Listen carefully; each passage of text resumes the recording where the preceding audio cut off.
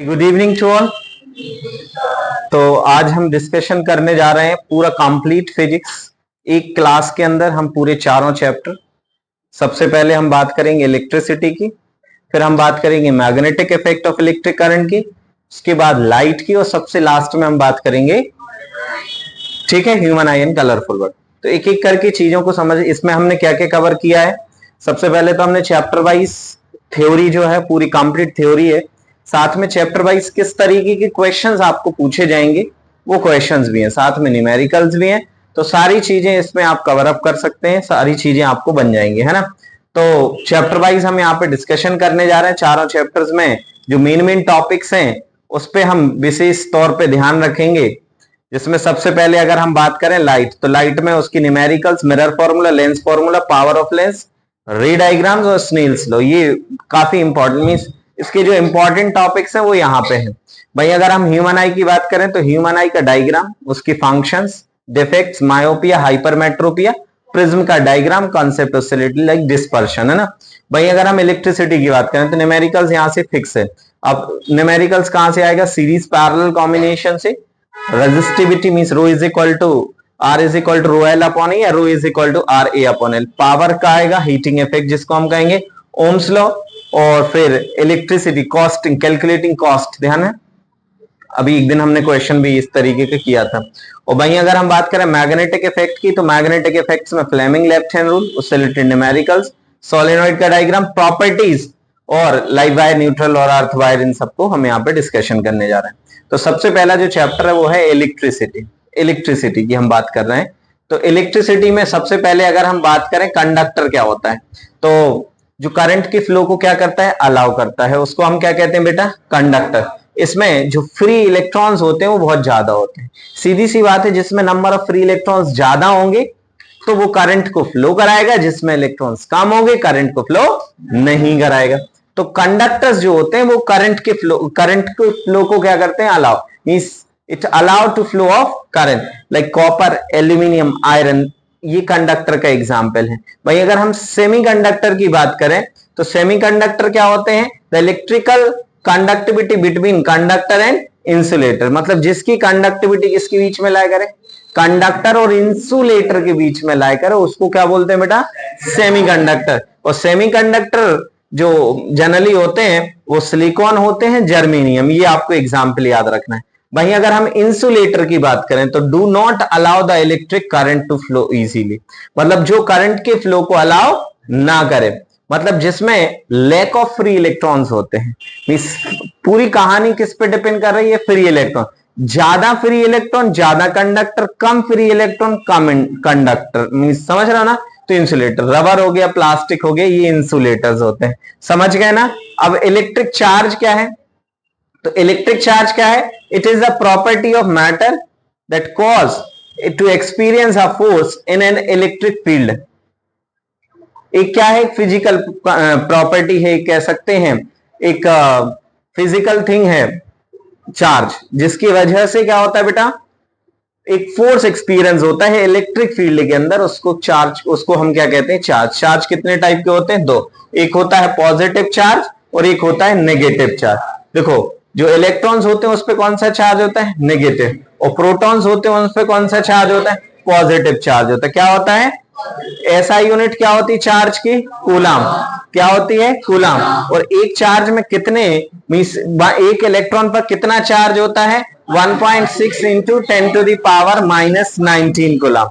कितना होता है? 1.6 into 10 to the power minus 19 coulomb होता है। अब चार्ज की कुछ प्रॉपर्टीज को याद रख लेना है, जिसमें सबसे पहला है additivity of charge, means total charge जो होता है sum of all the charge on a body, means charge addable होता है, चार्ज को हम ऐड कर सकते हैं।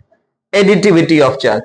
चार्ज कंजर्व्ड होता है, means charge can not be create nor be destroy. Charge can not be create nor be destroy. और चार्ज जो होता है वो कैसा होता है? इनवेरिएंट, मींस रिमेन, जो चार्ज वैल्यू होती है remain same regardless the of speed. Speed की कम, अगर हम चार्ज की बात करें वो हमेशा कैसा होगा? Same.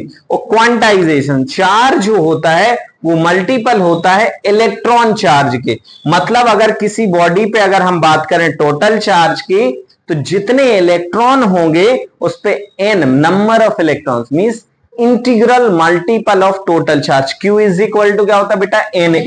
Q is equal to क्या होता है, Ne। Q होता है नेट चार्ज, N होते हैं नंबर ऑफ इलेक्ट्रॉन, E होता है चार्ज ऑन इलेक्ट्रॉन्स, और वही चार्ज ऑन इलेक्ट्रॉन जो होता है वो कितना होता है 1.6 इंटू 10 टू द पावर, बिल्कुल सही। तो इसको याद रखना है। और n की जो वैल्यू होती है वो 1 2 3 मींस इलेक्ट्रॉन कितने भी हो सकते हैं, 1 2 3 4 5 एंड सो ऑन। तो ये आपको याद रखना है। इसका क्वेश्चन पढ़िए और आंसर बताइए क्या होगा जल्दी से। तो इस तरीके से हम वैल्यू निकाल सकते हैं कितना, 6.25 into 10 to the power 18 electron. Value याद रखना है, एक कूलाम चार्ज में कितने इलेक्ट्रॉन्स होते हैं, 6.25 into 10 to the power 18 electron. वहीं अगर हम बात करें एक इलेक्ट्रॉन पर कितना चार्ज होता है, that is 1.6 into 10 to the power -19। थोड़ा जल्दी जल्दी समझते जाएंगे क्योंकि हमें पूरा कंप्लीट चैप्टर यहाँ पे कवर अप करना है, तो ध्यान से आपको समझना है। इलेक्ट्रिक करंट क्या होता है, द फ्लो ऑफ चार्ज या the rate of flow of charge is called SI unit. 1 ampere is equal to 1 coulomb upon 1 second. 1 coulomb upon 1 ampere की definition, when 1 coulomb of charge flow in 1 second of current said to be 1 ampere। याद रखोगे, अरे हाँ या ना, हमेशा ये diagram याद रखोगे। Electron flow from the negative terminal to the positive terminal of the battery. कहां से, नेगेटिव से। इस करंट को हम कन्वेंशनल करंट कहते हैं। क्या कहते हैं बेटा, और conventional current flow opposite to the direction of positive terminal. Positive terminal के अपोजिट, ऐसे याद रखना है। इलेक्ट्रॉन जिस डायरेक्शन में मूव करेंगे करंट उसके अपोजिट। और कन्वेंशनल करंट क्या होता है, जिस तरह पॉजिटिव चार्ज मूव करेंगे करंट की डायरेक्शन वही डायरेक्शन होगी। हाँ या ना, ये चीज हम तीसरी चौथी बार बता रहे हैं, याद रखना है। फॉर्मूला आपको याद रखना है, आई इज इक्वल टू क्या होता है, आई इज इक्वल टू क्या होता है, Q upon T। Potential difference, potential difference क्या होता है, the work done to move a unit positive charge between 2 point. इन्हीं 2 पॉइंट्स, एक पॉइंट से दूसरे पॉइंट तक जो यूनिट पॉजिटिव चार्ज को मूव करने में जो वर्क डन होता है that is called potential. V is equal to क्या होता है बेटा, W बाय Q। अरे बोलो। और V is equal to SI unit क्या होती है, वोल्ट। और 1 वोल्ट बराबर क्या होगा, 1 joule upon 1 coulomb. 1 joule upon, कोई आपसे पूछ ले 1 वोल्ट की डेफिनेशन बता दो, तो 1 joule of work done to move a unit positive charge between 2 points is called 1 volt। 1 volt की डेफिनेशन, 1 एम्पियर की डेफिनेशन, 1 जूल की डेफिनेशन याद रखो, एग्जाम में पूछी जा सकती है। How much work is done to move a charge across 2 points having the potential difference of 12 volt। कैसे सॉल्व करोगे भाई, कैसे सॉल्व करोगे जल्दी से बताइए। तो भाई हमें चार्ज कितना दिया है, Q 2 कूलम। अरे बोलो, V कितना दिया है, 12 वोल्ट। तो V इज इक्वल टू क्या होता है, W अपॉन Q। हमें क्या फाइंड करना है, वर्क। तो W इज इक्वल टू क्या होगा, VQ। V की वैल्यू 12, Q की वैल्यू 2, 24 जूल। अरे बोलो, ऐसे क्वेश्चन आए तो बिल्कुल गड़बड़ मत करना, न्यूमेरिकल देख के डरना नहीं है, जबकि उसको सॉल्व करना है, क्योंकि एग्जाम में न्यूमेरिकल ही आपको पूरे में से पूरे नंबर दिलाएंगे। थ्योरी में तो फिर भी चांसेस है कटने के, अगर न्यूमेरिकल सही आप कर रहे हो तो कोई नंबर कटने का चांस है ही नहीं है, ठीक है ना। नेक्स्ट क्वेश्चन देखिए, a current of 10 ampere, a current of 10 ampere flow through the conductor for 2 minute. Calculate the amount of charge pass through any cross section of the conductor and the charge of an electron is 1.6, then calculate the total number of electrons flowing through it। ध्यान से सुनिएगा, Q is I is equal to क्या होता है, Q upon T। अरे होता कि नहीं, Q इज इक्वल टू क्या होगा, the rate of flow of charge is called current. हाँ या ना, I इज इक्वल टू क्या होता है, Q इज इक्वल टू क्या होगा, I की वैल्यू कितना है, अरे I की वैल्यू कितना है, T कितना दिया है, 2 मिनट्स, मतलब वैल्यू पुट करोगे, वैल्यू पुट करोगे यहाँ पे 10 और 120, तो कितना कूलम चार्ज होगा, बन जाएगा क्या? चार्ज कितना है? 1200 कूलम, और एक इलेक्ट्रॉन पे कितना चार्ज है? 1.6 इंटू 10। तो वही n नंबर ऑफ चार्ज निकालना है, नंबर ऑफ इलेक्ट्रॉन निकालना है, तो n इज इक्वल टू क्या होता है? q अपॉन q की वैल्यू कितनी निकाली हमने? 1200, और e की वैल्यू कितना है? 1.6 इंटू 10 टू द पावर। इसको सबको सिंप्लीफाई करेंगे तो यहां पे जो आंसर आएगा 7.5 इंटू 10 टू द पावर। कैसे सॉल्व कर लेते हैं? 1200 ये हो गया, और नीचे कितना होगा? 1.6 into 10 to the power minus 90। अच्छा, 19 ऊपर जाएगा तो प्लस का होगा, तो 2 जीरो ये जुड़ जाएंगे तो कितना होगा? 21। अरे होगा कि ना? और अब देखो यहां पे अगर हम देखें तो 120 upon 16 into 10 to the power 21 हो जाएगा। अरे हो जाएगा कि नहीं? इसको कट कर दो, इसको कट करोगे तो कितना आएगा? 16 7 जा आ जाएगा ना बेटा? अरे हो जाएगा कि ना? 16 7 जा कितना होता है? 16 7 जा कितना होता है? 112। अरे हाँ या ना? तो अप्रोक्सीमेटली इसको कट करोगे 7.5, तो 7.5 इंटू 10 टू द पावर कितना होगा बेटा? 21 होगा। अरे हाँ या ना बोलो? तो इस तरीके से अगर क्वेश्चन आते हैं न्यूमेरिकल्स, गड़बड़ नहीं करना, बहुत इजी न्यूमेरिकल्स आएंगे। अब बात कर लेते हैं इलेक्ट्रिक सर्किट की। तो continuous path for current flow consisting of power source, conductor, load etcetera are called circuit. A continuous closed circuit in which the current will flow and it consists of power source means cell, battery, resistance means load devices like fan। ये सब चीजें जब होती हैं उसको क्या बोलते हैं? सर्किट। अब अगर हम बात करें सर्किट के कंपोनेंट्स में कौन कौन सी? एक तो इलेक्ट्रिक डिवाइस होती है, source of electricity, connecting wires and switches to control the flow of. Exactly. और वहीं अगर हम बात करें तो एक हमेशा सबको पता है, या तो एक चीज सर्किट डायग्राम बनाने भी आ जाएगा। एनसीईआरटी का बढ़िया प्यारा सा डायग्राम आपने देखा होगा, ये जिसमें एक ये क्या लगा है? लोड, जिसको लोड बोलते हैं। ये उस करंट को मेजर, वहीं पे प्लग की एक सोर्स, और अगर ये जुड़ा है पूरा चालू है तो सर्किट है, चालू नहीं है तो क्लोज सर्किट। एक ओपन सर्किट होता है और एक, चलिए अब ये तो आप सबने देखा ही होगा और एग्जाम में पूछा ही जाता है भाई इलेक्ट्रिक सेल क्या है? प्लस माइनस, जिसमें कैसे बनाते हैं? एक बड़ी एक छोटी लाइन बना के इस तरीके से। अगर बहुत सारे सेल्स को जोड़ दें तो क्या बन जाएगा? बैटरी। एक प्लग की ओपन है, प्लग की क्लोज है, वायर ज्वाइंट है, वायर क्रॉसिंग है, और ये इलेक्ट्रिक बल्ब है, एक रजिस्टर है, रेजिस्टेंस जिसको आर कहेंगे, variable resistance, rheostat, ammeter and voltmeter. Ammeter कैसे जुड़ता है? वोल्टमीटर। अभी वैसे अमीटर वोल्टमीटर में मैंने यहाँ पे डिफरेंस भी लेके आया हूं, बहुत ही शानदार तरीके से यहाँ पे आपको सारी चीजें देखनी है। तो अमीटर क्या करता है? Measure current. वोल्टमीटर क्या मेजर करता है? Voltage between 2 point. वहीं अगर हम presented by A in the circuit diagram, A से भाई किसको रिप्रेजेंट करते हैं? बी से। Connected in the series with the circuit, ये हमेशा किस में जुड़ता है? पैरेलल में जुड़ता है। Low resistance allow to current, मतलब ये कैसा है? Low resistance. ये कैसा होता है? हाई रेजिस्टेंस होता है। ये मेजर करता है कैसे वैल्यू को? एम्पियर में। और ये मेजर करता है, ये बढ़िया सा यहाँ पे इनकी सिंबॉलिक रिप्रेजेंटेशन। ये एक्चुअल में आप लैब में जाएंगे आपको तो वोल्टमीटर अमीटर ऐसे दिखेंगे, दिखने में ऐसे होते हैं। सिंबॉलिकली अगर देखें तो वोल्टमीटर ये होता है, मीटर ये होता है। ये सीरीज में जुड़ता है, ये पैरेलल। सीरीज में क्यों जुड़ता है, पैरेलल में क्यों नहीं जुड़ता? उसका रीजन आपको बताया था, अभी हम आगे उसको डिस्कशन भी कर लेंगे। ओम्स लॉ, आपने हमारे एक महान फिजिसिस्ट के बारे में सुना होगा, ओम्स। इन्होंने वोल्ट और करंट भी और आई के बीच में एक रिलेशन दिया था, और इन्होंने कहा था कि अगर टेम्परेचर कांस्टेंट रहे, क्या रहे? At constant temperature current flow through the conductor is directly proportional to the potential difference across it. Yes और नो? समझ में आ रही है चीज? बेटा ध्यान से समझना बेटा प्लीज, है ना, ताकि एग्जाम में बने।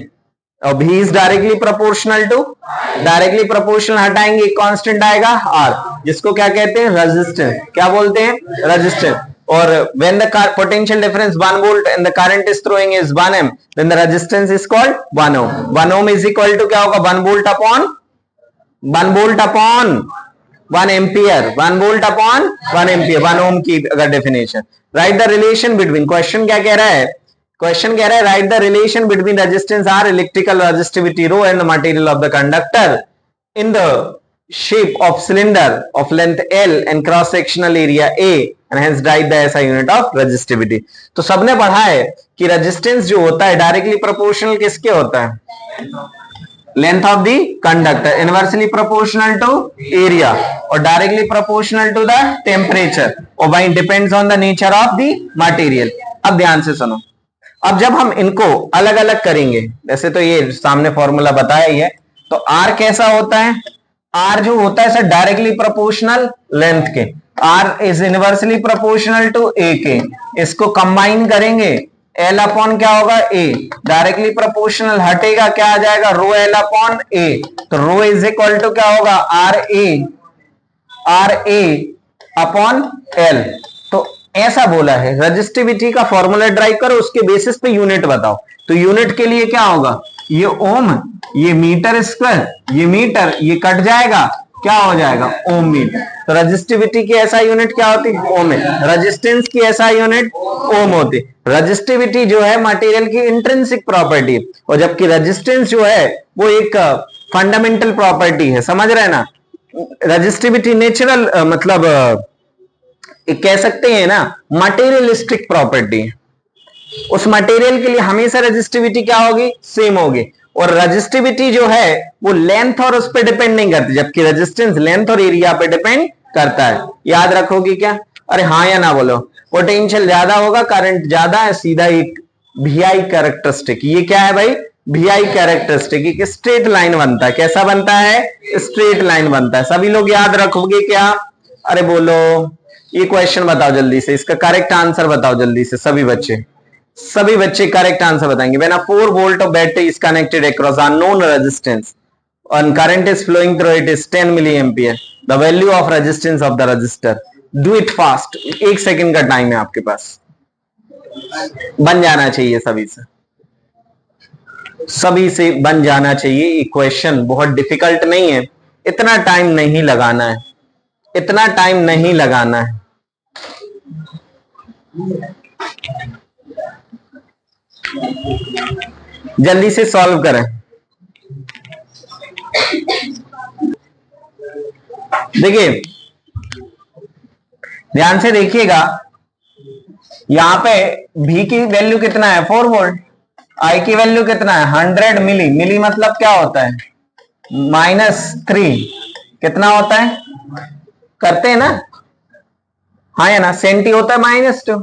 तो अब हमें क्या चाहिए भाई रेजिस्टेंस, तो R इज इक्वल टू क्या होता है V अपॉन I, V की वैल्यू 4, I की वैल्यू यहां से 10 टू द पावर -1 बचेगा ना, 2 जीरो कट जाएंगे ना बेटा, 10 टू द पावर -1 ये ऊपर जाएगा तो प्लस का 1 मींस 40 ओम हो जाएगा। कितना आ जाएगा 40 ओम आ जाएगा। तुक्के नहीं लगाना है, सही आंसर आप इजीली निकाल पाओगे अगर आपको फॉर्मूला पता है। हमेशा न्यूमेरिकल में एक चीज आपको करना है, वो ये करना है कि हमें वैल्यू में दिया क्या है, एक्चुअल में क्वेश्चन में हमें दिया क्या है और जो दिया है उसके बाद हमें फाइंड क्या करना है। फाइंड करने के लिए वो उससे रिलेटेड कितने फॉर्मूले हैं, ये बात समझ रहे हो। जिस दिन ये सीख गए कभी आप कर ही नहीं सकते न्यूमेरिकल्स। अगला सवाल देखिएगा, state and explain Ohm's law, सबसे बन जाएगा। According to Ohm's law V applied voltage is directly proportional to the current flowing through it। फिर दूसरा कह रहा है डिफाइन द रेजिस्टेंस, रेजिस्टेंस क्या है, it is a property of conductor which resist which oppose the flow of charge। आगे कह रहा है give it SI unit, SI unit is ohm।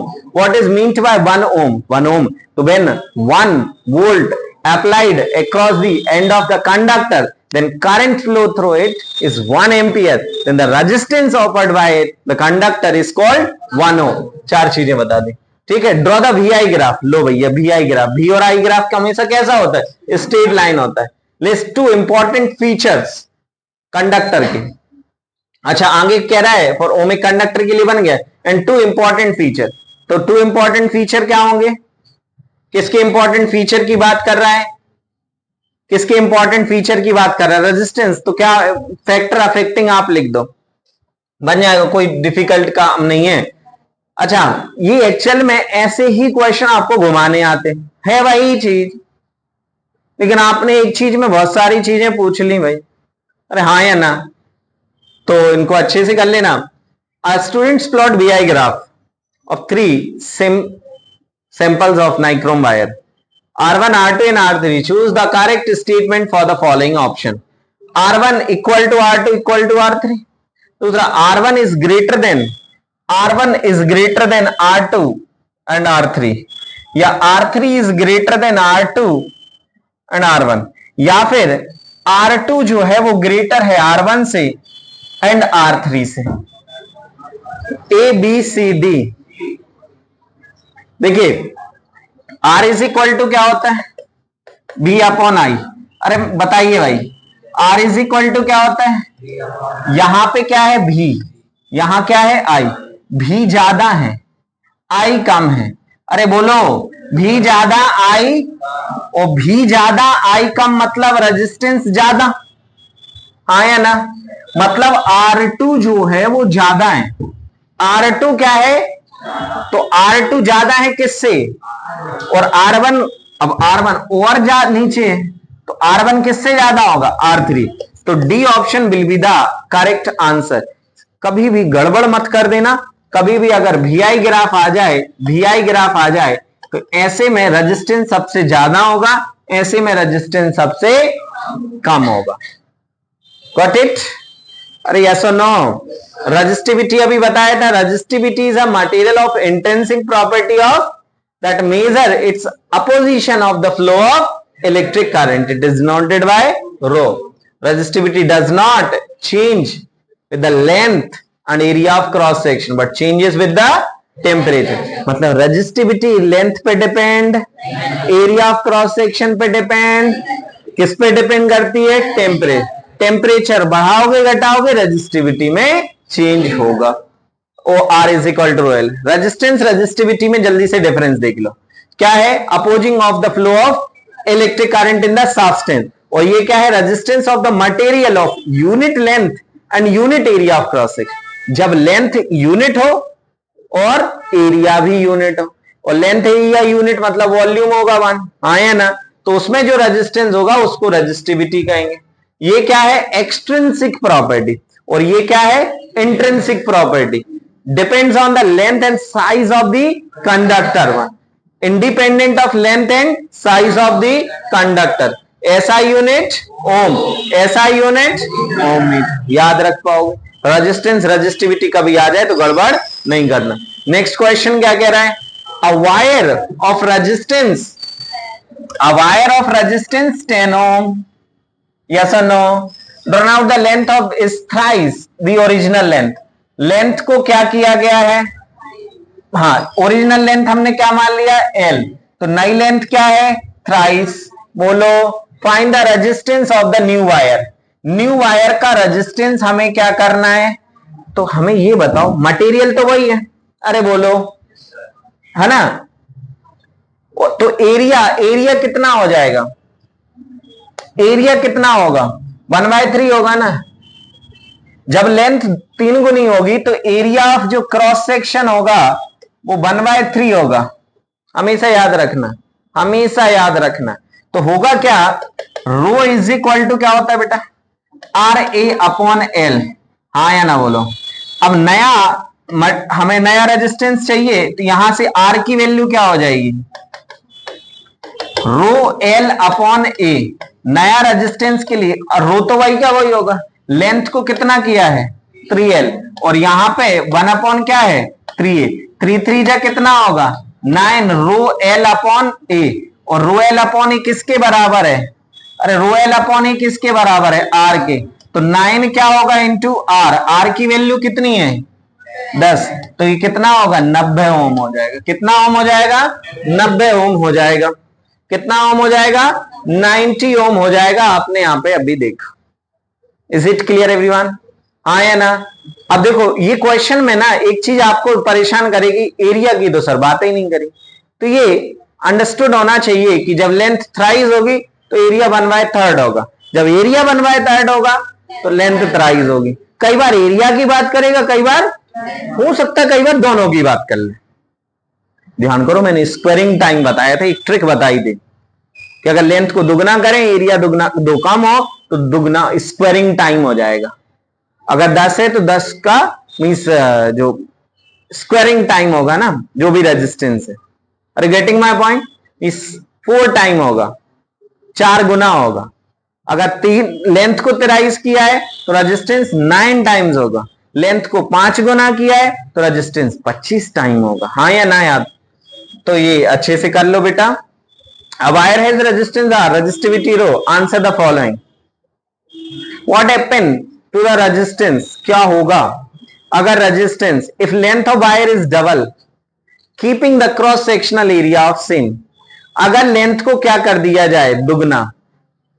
अगर लेंथ को क्या कर दिया जाए और एरिया में कुछ नहीं किया तो रेजिस्टेंस दुगना होगा। लेकिन लेंथ को दुगना करें और एरिया 2 गुना कम हो तो रेजिस्टेंस 4 गुना होगा। मेरी बात समझ में आ रही? अरे हाँ या ना? कैसे सर? समझ नहीं आया, थोड़ा सा आप एक्सप्लेन करिए। देखिए R इज इक्वल टू क्या होता है? रो ए अपॉन रो एल अपॉन ए। बोल नहीं रहे हो आप? रो होता है ना, R is directly proportional L, R is inversely proportional A, R is directly proportional हो जाएगा L अपॉन ए। तो R इज इक्वल टू क्या होगा? रो एल अपॉन ए। हाँ है ना? एरिया को जाके रखें, लेंथ को दुगना कर दें तो रेजिस्टेंस भी तो दुगना होगा ना। अरे होगा कि ना सर? अगर लेंथ को उतना ही रखें, what happen if the resistance of the cross sectional area is half, keeping the length same. Area को हाफ कर रहे हैं, एरिया को, तो भी दुगना होगा। कैसे सर? अब देखो R इज इक्वल टू क्या होगा? रो एल अपॉन ए। ए की जगह 1/2a कर रहे हैं। कितना कर रहे हैं? तो ये 2 ऊपर जाएगा, 2 रो एल अपॉन क्या होगा? ए। दुगना हो रहा है ना? अरे हो रहा है कि नहीं? तो चाहे लेंथ को दुगना करो, एरिया को सेम, चाहे एरिया को हाफ करो, लेंथ को सेम, तब भी क्या होगा? डबल ही होना। अरे बोलो, what happen if the resistivity of material of wire is changes? What happen if the resistivity, if the material of wire is changes? तो रेजिस्टिविटी चेंज हो जाएगी, क्योंकि मटेरियल ही चेंज कर दोगे तो रेजिस्टिविटी भी बदल जाएगी। हाँ या ना? अरे बदलेगी कि नहीं? बन जाएंगे ऐसे क्वेश्चंस। गड़बड़ तो नहीं करोगे बेटा? अरे हाँ या ना? ये अभी क्वेश्चन एक बार स्क्रीनशॉट ले लो, इसको करके देख लेना, ठीक है? बहुत आसान क्वेश्चन है, कोई दिक्कत नहीं होगी। जल्दी से इसको आंसर बता दो, जल्दी से आंसर बता दो 1 सेकंड के अंदर। In case of 4 wire of same material, if the resistance will be minimum if the diameter and the length of will be respectively is R. In case of 4 wire same material, the resistance will be minimum in the diameter and the length of the wire is respectively R. मतलब किस condition में resistance minimum होगा? किस condition में? अगर diameter मतलब length, length और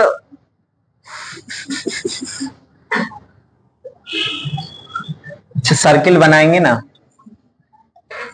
ये सर्किल हो गया, ये 4 वायर को हमने सर्कुलर फॉर्म में बना दिया फॉर एग्जांपल। अब डायमीटर की बात कर रहा है, डायमीटर की बात कर रहा है, और ये किसकी बात कर रहा है? Length of the wire respectively. तो क्या हो जाएगा यहां पे? अगर हम यहां पे in case of 4 wire of same material, मतलब मटेरियल सेम है तो रो सेम होगा, और the resistance will be minimum. Resistance minimum कब होगा? जब एरिया क्या होगा? कम होगा। भाई जितना एरिया कम, लेकिन रेजिस्टिविटी तो सेम है ना। रो इज इक्वल टू क्या हो रहा? आर एल अपॉन एक बार इस क्वेश्चन को भी आप करके देखना, आई विल एक्सप्लेन, ओके? इसमें थोड़ा सा टाइम लग जाएगा, मैं समझा दूंगा इसको, डोंट वरी, ठीक है? जल्दी से यहां पे आगे बात कर लेते। सीरीज कॉम्बिनेशन, सीरीज में क्या होगा? R is equal to R1 plus R2। 2 चीजें याद रखो, सीरीज में करंट कैसा होता है? सेम। वोल्टेज क्या होता है, मतलब वोल्टेज होगा V is equal to V1 plus V2 plus, अरे हाँ या ना, और V इज इक्वल टू क्या होता है, तो V की जगह क्या रख दोगे IR, अरे हाँ या ना, तो IR1 IR2 IR3, इसको I कॉमन लेके कट जाएगा और टोटल सीरीज VIRS हो जाएगा, तो R इज इक्वल टू क्या बनेगा R1 plus R2 plus R3, याद रखोगे ना।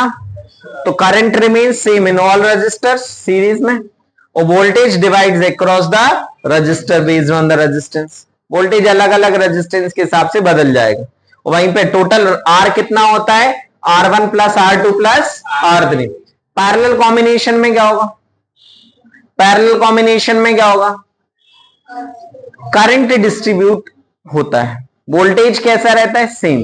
तो I इज इक्वल टू क्या होगा बेटा I1 प्लस I2 प्लस, अरे बोलो I इज इक्वल टू क्या होता है B अपॉन R, तो I की जगह क्या होगा B by R, B by R1 B by R2 B by R3, B common लेके कट जाएगा, तो 1 upon R is equal to 1 upon R1 plus 1 upon R2 plus, गड़बड़ तो नहीं करोगे कोई, अरे हाँ या ना बोलो, बनेगा ना सभी से। चलो पैरेलल कॉम्बिनेशन का डायग्राम वो रखा सामने, और सीरीज का भी आपको बताई दिया गया था। अब इनकी जल्दी जल्दी हमें आंसर्स बताने हैं, इनकी जल्दी जल्दी। The combination having the equivalent resistance, हाँ वन किसका है इक्विवेलेंट रेजिस्टेंस, वन किस में आएगा, तो जल्दी से सबको सॉल्व करना पड़ेगा। तो ये 1 upon R is equal to 1 upon 2 plus 1 upon 2, तो 2 अपॉन 2 1 अपॉन R कैंसिल होके 1 ओम, तो फर्स्ट का तो आने वाला है, फर्स्ट किस किस में है, इसमें भी है इसमें भी है इसमें भी, मतलब ये ऑप्शन नहीं होगा। अब आगे आ जाओ, 1 upon R is equal to 1 upon 3 1 upon 3 1 upon 3 means 3 upon 3 क्या होगा कैंसिल, मीन्स सेकंड में भी आएगा, तो फर्स्ट एंड सेकंड आया ना, तो डी ऑप्शन करेक्ट हो जाएगा, डी ऑप्शन करेक्ट हो जाएगा। अब इसको सॉल्व करने का तरीका क्या है, इसको सॉल्व करने का तरीका क्या है, 4 और 2 कितना होगा बेटा 6, और ये 3 और 3 कितना होगा 6। अब 1 by R is equal to कितना होगा 1 by 6 plus 1 by 6 means 2 by 6, reciprocal करेंगे कितना आएगा 3, तो ये नहीं होगा, ऐसे इसको सॉल्व कर लेंगे, बनेगा बेटा सभी से। चलो बहुत बड़े, तो ऐसे क्वेश्चन आएंगे तो गड़बड़ मत करना, सॉल्व करने आए तो गड़बड़ मत करना। What is the maximum resistance when can be made by using 5 resistor each 1 by 5 ohm, series में मैक्सिमम रेजिस्टेंस सीरीज में होता है ना, अरे मैक्सिमम रेजिस्टेंस कब होता है सीरीज में, तो 1 बाय 5 ओम की कितने 1 बाय 5 ओम की कितने रेजिस्टेंस है आपके पास 5 है, तो 1 by 5 plus 1 by 5 plus 1 by 5 plus 1 by 5 plus 1 by 5 by 5 cut के कितना होगा 1 ओम, अरे बोलो। चलिए आगे बढ़ जाते हैं, नेक्स्ट का आंसर बताओ जल्दी से, नेक्स्ट का आंसर बताओ। In the given circuit diagram calculate the total effective resistance of the circuit, total effective resistance of the circuit, सब तीनों किसमें है पैरेलल, तो 1 by 3 1 by 4 1 by 6 are parallel, LCM कितना आएगा 12, 3 4 जा 12 4 3 जा 12 6 2 जा 12 3 2 5 और 4 9 9 बाय 12, अरे बोलो इसको उल्टा करेंगे 12 बाय 9 होगा कि नहीं, काटोगे 3 चौके 12 3 त्रिका 9, इसको 1 पॉइंट कितना आएगा 3 आ जाएगा, 1.3 आ जाएगा, अरे नहीं आया समझ, बन रहा है कि नहीं बनेगा। अब आगे कह रहा है करंट थ्रू ईच रजिस्टर, तो I1 इज इक्वल टू क्या होगा, I इज इक्वल टू क्या होता है V upon R1, I2 is equal to V upon R2, I3 is equal to V upon R, V कितना है 6, यहाँ पे R1 कितना है 3 3 2 जा 2 एम्पियर, नहीं समझे, ये कह रहा है करंट थ्रू ईच रजिस्टर, मतलब अलग अलग रेजिस्टेंस पे करंट क्या होगा, इस पे I1 होगा इस पे I2 होगा इस पे I3 होगा, आया ना, आया ना, तो I1 is equal to V by R1, ऐसे ही I2 ऐसे ही R3 आप निकाल लोगे, कोई प्रॉब्लम नहीं होगी, बनेगा सभी से, अरे बनेगा सभी से। आगे बढ़ जाए, जल्दी से इसका आंसर, वैसे तो ये करा चुका हूं, ये सबके अलग अलग आ गए। इसका आंसर बताइए, इसका आंसर बताइए जल्दी से। 2 ohm resistance A, B and C connected in the such way that total resistance of the combination is 3 ohm. Show the arrangement of 3 resistance just you. ये आंसर आता है भाई। आपके पास 3 है, 2 2 2, ऐसे जोड़ो कि 3 ohm आ जाए, ऐसे जोड़ो कि 3 ohm आ जाए। तो देखो ये 2 ohm हो जाएगा और बाकी के 2 ohm को ऐसे जोड़ दो। नहीं समझे? अरे समझे कि ना? ये 2 है, पहले इन दोनों को सॉल्व करेंगे तो 1/2 प्लस 1/2। अरे हाँ या ना? तो 2/2 कैंसिल होके कितना आएगा 1 ohm, और अब बन जाएगा सीरीज। हाँ या ना?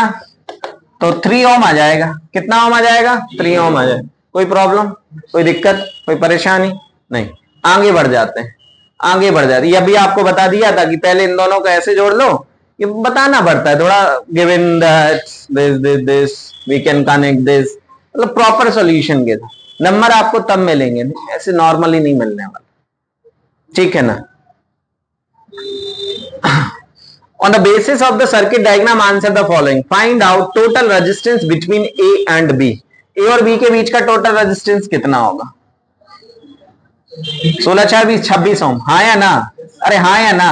Find the resistance between B and C. 1/8 1/8 2/8 4 आएगा सर, 4 आएगा सर। कितना आएगा? 4 आएगा। हाँ या ना? 4 ओम। फिर calculate the current drawn from the battery and की इज क्लोज्ड। अगर बंद कर दिया जाए तो करंट कितना होगा? तो पहले टोटल रेजिस्टेंस निकाल। इसमें कितना आ रहा था? 26। इसमें कितना आ रहा है? 4/1। उल्टा भी तो करोगे ना लास्ट में, तो 26 और 4 30 मींस टोटल रेजिस्टेंस कितना आ गया? 30। कितना ओम? और वोल्टेज कितना है?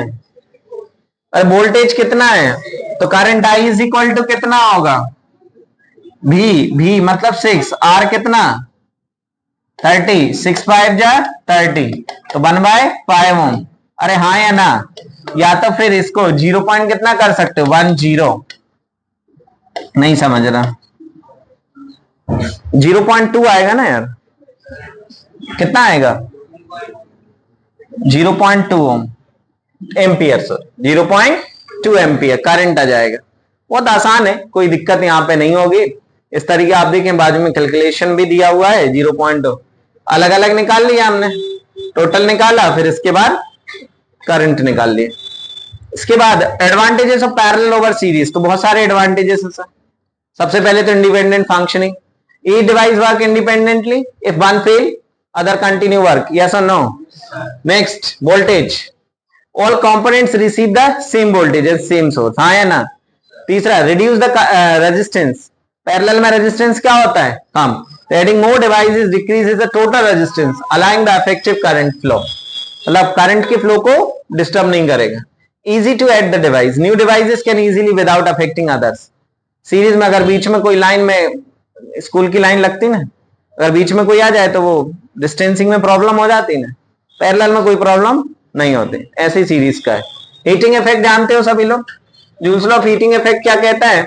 ये डेरिवेशन आता है भाई, ये डेरिवेशन आता है भाई, अच्छे से इसको कर लेना।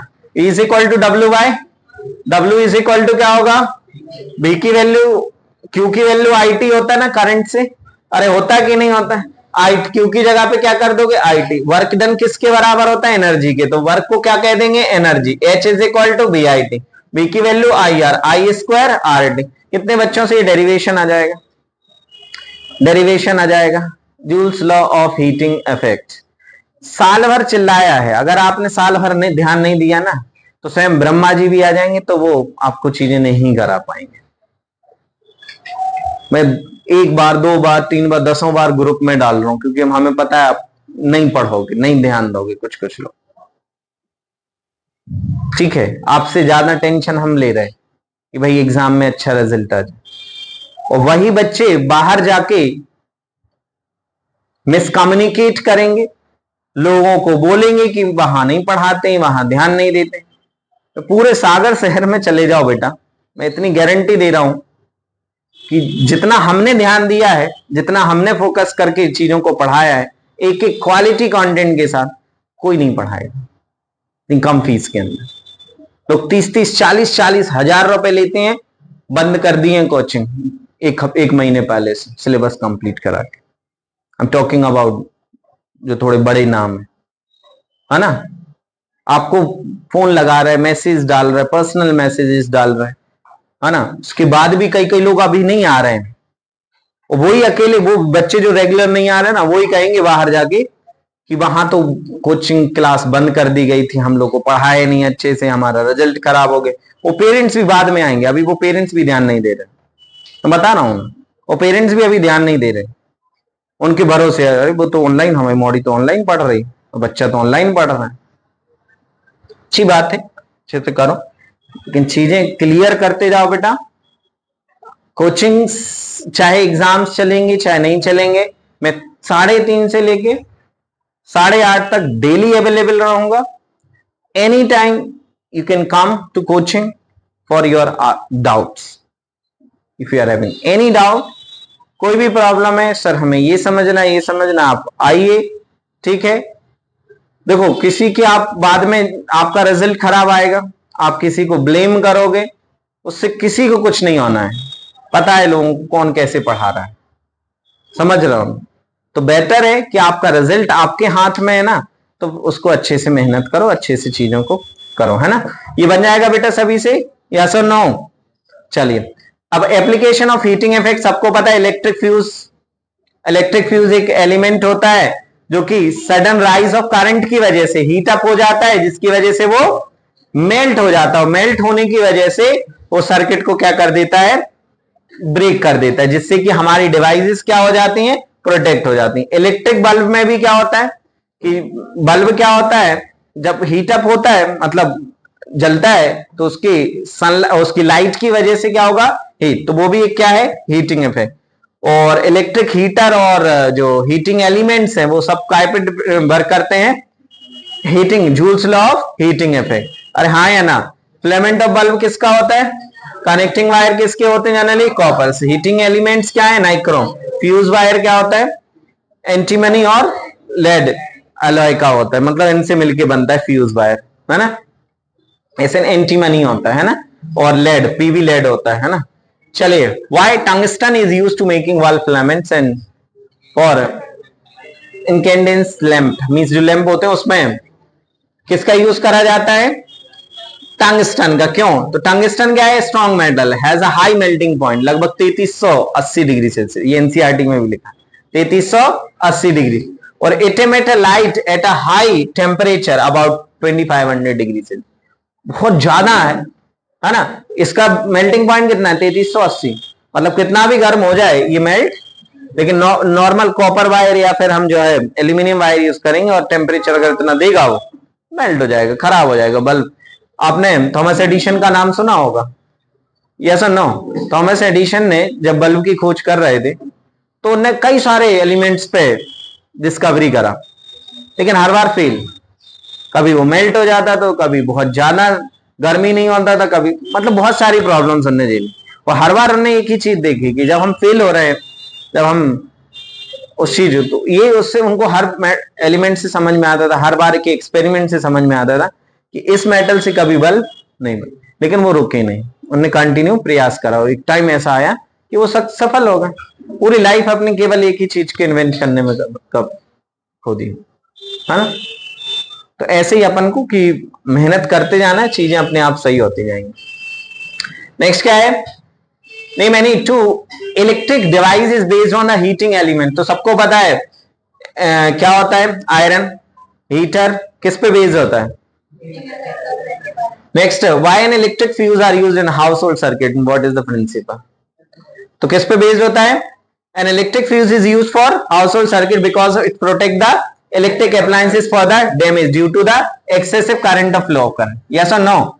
एंड प्रिंसिपल क्या होता है, it works on the heating effect, किस पे डिपेंड वर्क करता है, हीटिंग इफेक्ट। और इलेक्ट्रिक करंट बढ़ेगा तो एक्सेसिव करंट फ्लो होगा, एक्सेसिव करंट फ्लो होने की वजह से वायर क्या होगा, गर्म होने की वजह से वो क्या होगा, मेल्ट हो जाएगा, ब्रेक कर देगा सर्किट को और प्रिवेंट कर देगा हमारे अप्लायंसेस को डैमेज होने से, है ना। आगे बढ़ जाते हैं। इलेक्ट्रिक पावर क्या होता है? Power the rate of consumption of energy और rate of dissipation of energy is called power. Yes और नो? पावर इज क्या होता है? पावर की एसआई यूनिट क्या होती है बेटा?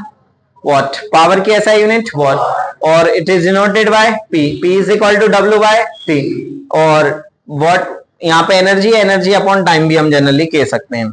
अब P इज इक्वल टू क्या होता है? V I. P is equal to, और I की जगह क्या होता है? Q upon T. अरे हाँ या ना? तो P भी आई ले सकते हैं, और इसको एनर्जी भी कह सकते हैं P इंटू टी, है ना, जितना एनर्जी कंज्यूम हो रहा है। भी आई टी हम एनर्जी, हीट एनर्जी के टर्म्स में भी हमने लिया। I square R T. Mainly आपको P is equal to V. P के 3 फॉर्मूला होते हैं। एक तो भी आई, अगर भी की जगह आई आर रख दिया जाए तो आई भी अपॉन आर रख दे, तो एक तो हो जाएगा भी स्क्वायर बाय आर, और एक होता है, एक तो P is equal to V I, V square by R, और तीसरा क्या होता है? I square R. हाँ या ना? अरे हाँ या ना? तो 3 फॉर्मूले होते हैं, इनको याद रखेंगे आप, ठीक है। इलेक्ट्रिक एनर्जी, एनर्जी क्या है? तो जो करंट, एक ऐसी एनर्जी जिसकी हेल्प से करंट फ्लो होता है, उसको हम क्या कहते हैं? Electric energy. और एनर्जी की जो यूनिट होती है वो क्या होता है? जूल। और कमर्शियल यूनिट क्या होता है? Kilowatt hour. क्या होता है? और 1 किलो वॉट आर में कितना जूल होता है? 1 किलो वॉट आर में कितना जूल होता है? 3.6 into 10 to the power 6 joule. 3.6 into 10 to the power 6 joule. P into T, joule. Watt into second, याद रखना है। वॉट नॉर्मली यूनिट होती है। A coil has heater consume power P and passing current. It is cut into 4 halves and join in parallel. What will be the power? तो 4 into P, 4 times हो जाएगी। कितने times हो जाएगी? 4 times हो जाएगी। ठीक है, ये आप क्वेश्चन आप करके देखना। 1-2 क्वेश्चंस आपको होमवर्क है, ये वाला आप देख लो। वैसे तो अब 2 bulbs 100 watt and 40 watts are connected in the series. अरे बोलो, if current क्या कह रहा है? Current through the 100 bulb is 1 ampere. Current through the 40 bulb will be. कैसे जोड़े हैं? सीरीज में, तो सेम होगा ना यार। अरे बोलो, सीरीज में करंट कैसा होता है? सीरीज में करंट कैसा होता है? दोनों बल्ब क्या में जुड़े हैं? सीरीज में। अगर 100 वॉट में कितना करंट जा रहा है, तो उस पे भी कितना जाएगा? कुछ दिमाग लगाने की जरूरत। हाँ या ना? कई बार न्यूमेरिकल में भी ऐसा आएगा, सीधा कॉन्सेप्ट लगेगा, जहां आपको सॉल्व करने की जरूरत नहीं पड़ेगी। इस तरीके से आप सॉल्व कर सकते हैं। अगला सवाल आप करके दिखाओ। Electric bulb is rated to 20 watts and 100 watt. मतलब P की वैल्यू कितना है? 100। अरे बोलो, B की वैल्यू कितना है? 200। What is the resistance? तो आप अब भाई V स्क्वायर बाय आर होता है ना, एक आई स्क्वायर के टर्म में होता है, एक बी स्क्वायर के टर्म में। तो P इज इक्वल टू क्या होता है? B square by R. तो R is equal to B square by कितना होगा? P। B square means 200 into 200। P कितना बेटा? 100। एक जो 0 400, कितना? 400। बोलो 400 ओम हो जाएगा। कितना ओम हो जाएगा? अब calculate the energy consume in 3 such bulb to glow the continuously for 10 hours. कितने आवर्स के लिए? 10 आवर्स के लिए। तो 3 बल्ब कितने? 10 घंटे के लिए। तो 3 का मल्टीप्लाई कर देंगे। कैलकुलेट द एनर्जी, एनर्जी मतलब जूल्स में हमें फाइंड करना है। किस में फाइंड करना है? जूल्स में हमें फाइंड करना है। तो अब जूल्स में अगर हमें फाइंड करना है, तो P3 बल्ब, एक की पहले जूल्स में एनर्जी निकाल लो। V इंटू आई होता है ना, या इससे ही निकाल दो, इंटू टी का बस मल्टीप्लाई कर दो। कभी भी अगर हमें एनर्जी फाइंड करना है तो P इंटू टी करते हैं। कितना करते हैं? एक पे कितना पावर है? 100। अरे बोलो, कितने बल्ब में? 3। और T कितना है? 10 आवर्स। कितने आवर्स? तो ये वैल्यू किस में आ जाएगी? किस में आएगी? वॉट आर में आएगी। पहले तो किस में आएगी? वॉट में वैल्यू है और आर में वैल्यू, वॉट आर। अगर हम 1000 से मल्टीप्लाई कर देंगे तो किलो वॉट आर में आ जाएगी। किस में आएगी? और उस किलो वॉट आर को किस में बदल दोगे? जूल्स में। तो ये तरीका होता है सॉल्व करने का। चलिए आगे बढ़ जाते हैं। इस तरीके से क्वेश्चंस आप लोग कर लेना, कोई दिक्कत यहां पे नहीं होगी। ये अभी आंसर अपना निकाल ही चुके हैं। Two identical resistors, each resistance 15 ohm, are connected in the series, then parallel, turn into the battery of 6. Calculate the ratio of power consumed in the combination of resistance. पहले कितने में जोड़ा? सीरीज में। कितना आया? 30 ओम। अरे बोलो पावर कितना होगा? V square by R. V की वैल्यू कितना थी? 6 वोल्ट। किससे जोड़ के रखा है? 6 वोल्ट। 6 square upon 30, 1.2 volt. हाँ या ना? और फिर कैसे जोड़ दिया? पैरेलल में। तो रेजिस्टेंस आया 2 बाय 50 मींस 15 बाय 2 मींस 7.5। फिर पावर निकाला 6 स्क्वायर बाय 7.4.8। दोनों पावर्स का रेशियो निकालिए, बन जाएगा क्या? अरे बन जाएगा क्या? चलो ऐसे ही यहां पे भी कुछ क्वेश्चंस इस तरीके से दिए गए हैं, परेशान नहीं होना है। इन क्वेश्चंस को आप लोग करके देख लेना, बनेगा। इलेक्ट्रिसिटी बन जाएगा, कोई दिक्कत तो नहीं आएगी। क्वेश्चंस को एक बार घर पे जाके प्रैक्टिस करनी पड़ेगी। अब बात कर लेते magnetic effect of electric current. नया चैप्टर है magnetic effect of electric current. बहुत ही आसान सा चैप्टर है, डायग्राम्स इसमें ज्यादा अंतर आते हैं, बन जाएंगे। मैग्नेटिज्म का nature, moving charge, electric current observe in solenoid and motor. Magnetization, iron nickel cobalt nickel और earth magnet cause by the motion of iron charge, ये याद नहीं ना।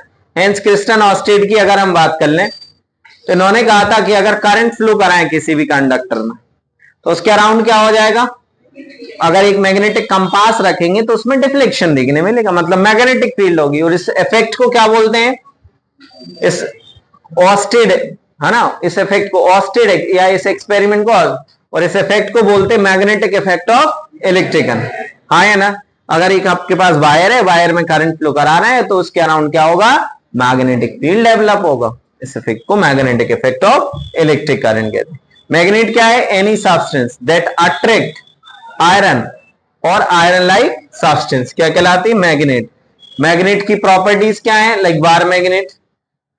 जब हम किसी मैग्नेट को या बार मैग्नेट को फ्रीली सस्पेंड करते हैं तो ये कहां अलाइन करता है अपने आप को?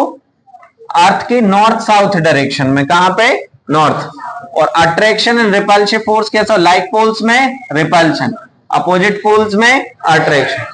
डायपोल हमेशा कैसे होते हैं? टू पोल्स, एक नॉर्थ होता है और एक south. Cutting the magnet create a smaller magnet each with has two poles. मतलब अगर हम एक मैग्नेट को कट कर दें तो ऐसा नहीं कि नॉर्थ और साउथ अलग अलग होते, फिर से नई मैग्नेट्स और कट करेंगे और नई मैग्नेट्स ऐसे बनती जाएंगी। A magnetic field around the it which affects our called be felt and it retains the magnetic properties over the time.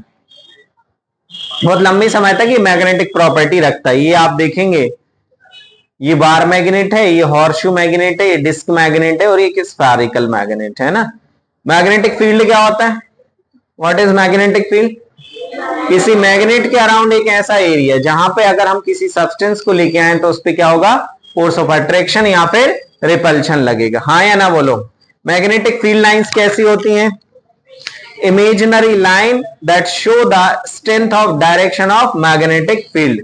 जैसे यहां पे आप देखेंगे ये नॉर्थ है और ये south, north to south, north to south. Inside कैसे होते हैं? South to north. ठीक है, इनकी प्रॉपर्टीज याद रखना है आप सभी को। Properties, magnetic field lines start at the north end at to the south. Closer line means stronger magnetic field. Field lines never crosses each other.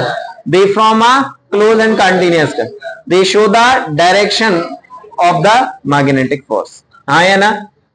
They shows the direction of magnetic force. अब thumb rule की अगर बात कर लें, thumb rule से पहले आप ये समझिए कि जब किसी वायर में करंट फ्लो कराते हैं तो उसके अराउंड मैग्नेटिक फील्ड डेवलप होती है जो कि कंसेंट्रिक सर्किल की फॉर्म में होती है। उसकी डायरेक्शन को बताने के लिए मैक्सवेल ने एक रूल दिया था जिसको थंब रूल कहते हैं। थंब रूल क्या कहता है भाई? थंब रूल क्या कहता है? थंब रूल कहता है कि अगर हम किसी कंडक्टर को अपने हाथ में इमेजिन करें कि होल्ड किया है और अगर थंब करंट की डायरेक्शन को बताएं तो जो रैप्ड फिंगर है वो किसको शो करेंगे बेटा? Magnetic field. किसको शो करेंगे? मैग्नेटिक फील्ड लाइंस को शो करें। अरे बोलो, ठीक है ना। थंब अपवर्ड करंट फिंगर्स, है ना, क्लॉकवाइज, और अगर हम इसको उल्टा करते हैं तो उल्टा एंटी क्लॉकवाइज होगा। हाँ या ना बोलो। ठीक है बेटा, सभी लोग लिख दोगे ना? बढ़िया डायग्राम बना के यहाँ पे लिख देना। Magnetic field lines due to the straight conductor, तो इस तरीके से कॉन्सेंट्रिक सर्किल बनाती हैं। अगर हम एक वायर को, एक कॉपर वायर में करंट फ्लो कराएं और वो आयरन पाउडर स्प्रिंकलिंग करें तो एक पैटर्न बना लेगा ऐसे सर्किल सर्किल में। अरे बोलो, इस तरीके से। और अच्छा ध्यान रखना, अगर करंट कैसा है, साउथ की डायरेक्शन में, तो वो किसके, मतलब ऐसा, ये कैसी डायरेक्शन है, एंटी क्लॉकवाइज, क्लॉकवाइज सॉरी, क्या है, और जब क्लॉकवाइज करंट फ्लो करे कहीं किसी डायरेक्शन में तो वो साउथ पोल बनेगा। और आपको देखिए कि करंट एंटी क्लॉकवाइज है तो वो कैसे, नॉर्थ पोल के जैसे। हाँ या ना? कभी गड़बड़ मत करना, काफी इंपॉर्टेंट कॉन्सेप्ट है, एग्जाम में पूछा जाता है। Magnetic field lines due to the current carrying loop, तो लूप, अगर उसी वायर को, जो स्ट्रेट वायर था उसको क्या बना दिया, लूप। तो अब लूप बनाया तो एक पॉइंट पे, अभी हम किसकी बात कर रहे हैं, एक सिंगल पॉइंट की बात कर रहे हैं, समझ रहे हो ना, एक सिंगल पॉइंट की हम बात कर रहे हैं। जैसे ये नॉर्मल वायर है, एक सिंगल पॉइंट पे बात कर रहे हैं, तो ऐसे बहुत सारे सर्कल्स बन जाएंगे। क्या बन जाएंगे, सर्किल। तो बीच का सर्कल हमेशा कैसा बनेगा, स्ट्रेट में, और इस तरीके से, तो ये क्या है, सर्कुलर पैटर्न बनेगा इस तरीके से, straight at the center. Magnet बीच में कैसी होती है, स्ट्रेट होती, याद रखोगे क्या? करंट की डायरेक्शन बदलेंगे तो नॉर्थ साउथ की डायरेक्शन भी, means direction of magnetic field भी क्या हो जाएगी, चेंज हो जाएगी। फिर है सोलेनॉइड, सोलेनॉइड क्या होता है, जब एक कॉपर वायर को सिलिंड्रिकल फॉर्म में रैप किया जाता है तो वो क्या होता है बेटा, सोलेनॉइड। और सोलेनॉइड में करंट फ्लो कराते हैं तो एक फेज नॉर्थ के जैसे और एक फेज साउथ के जैसे। अगर करंट ऐसा फ्लो हो रहा है तो ये हो जाएगा क्या, नॉर्थ, ये साउथ, ये नॉर्थ, ये, और अगर हम करंट ऐसे फ्लो कराएंगे तो एक साउथ और एक नॉर्थ, वो क्लॉकवाइज और एंटी क्लॉकवाइज की गाने। क्लॉकवाइज है तो क्या बनेगा, साउथ। अरे बोलो, अरे हाँ या ना? और अगर एंटी क्लॉकवाइज, वो देखने पे डिपेंड करेगा, नॉर्थ। तो इस तरीके से मैग्नेटिक फील्ड लाइंस बढ़ा देंगे। A coil has many circular turn insulated copper wire wrapped closely in the shape of cylinder is called solenoid. Outside the solenoid north to south, inside the solenoid south to north. और बीच में कैसी होती है, same, uniform. Solenoid के अंदर magnetic field कैसी होती है बेटा, सेम होती है। अरे, और नंबर, और कौन कौन से फैक्टर्स होते हैं, नंबर ऑफ टर्न्स। अगर हम बहुत सारे टर्न्स बढ़ा देंगे तो मैग्नेटिक फील्ड क्या हो जाएगी, बढ़ जाएगी। अमाउंट ऑफ करंट बढ़ाएंगे तो फील्ड क्या होगी, बढ़ जाएगी। बोलो, radius of the coil, radius of the coil and material of the core of the solenoid. ठीक है ना? अब ये जल्दी से, अब अगर हम इस सोलेनॉइड के अंदर क्या लगा दें, सॉफ्ट आयरन कोर, तो वो क्या बन जाएगा, इलेक्ट्रोमैग्नेट। एनसीईआरटी याद है, जो हमने नोट्स दिए वो याद है? कितने लोगों ने कम से कम एक बार पढ़ा है? चलो, बहुत अच्छी बात। तो इलेक्ट्रोमैग्नेट एंड परमानेंट मैग्नेट, जल्दी से एक बार इलेक्ट्रोमैग्नेट और परमानेंट मैग्नेट के बारे में पढ़ लेते हैं। तो work only when the current is flow, always, है ना? अच्छा, करंट फ्लो हो या फिर ना हो। Strength change with current, current बढ़ाने से, कम करने से स्ट्रेंथ क्या हो जाएगी मैग्नेट की, चेंज। और जबकि स्ट्रेंथ क्या होती है, मटेरियल पे डिपेंड करते हैं। Less magnetism when current stop, और यहाँ पे less magnetism permanently if demagnetize. Needs electricity to stay magnetic, मतलब करंट की जरूरत है, no electricity required. Made of soft iron, ये मेड ऑफ हार्ड। और poles can be switched with current, current बदलने से, डायरेक्शन बदलने से नॉर्थ और साउथ बदल जाएगा, जबकि पोल हमेशा क्या होंगे, सेम होंगे। याद रखिएगा। Force on a current carrying conductor, force on a current carrying conductor in the magnetic field. तो भाई एंड्रे मैरी एम्पियर्स करके एक व्यक्ति थे जिन्होंने सजेस्ट करा था कि भाई अगर किसी करंट कैरिंग कंडक्टर को मैग्नेटिक फील्ड के अंदर रखेंगे तो उस पर एक फोर्स लगेगा, और वो फोर्स जो है मैग्नेटिक फोर्स कहलाएगा। क्या कहलाएगा?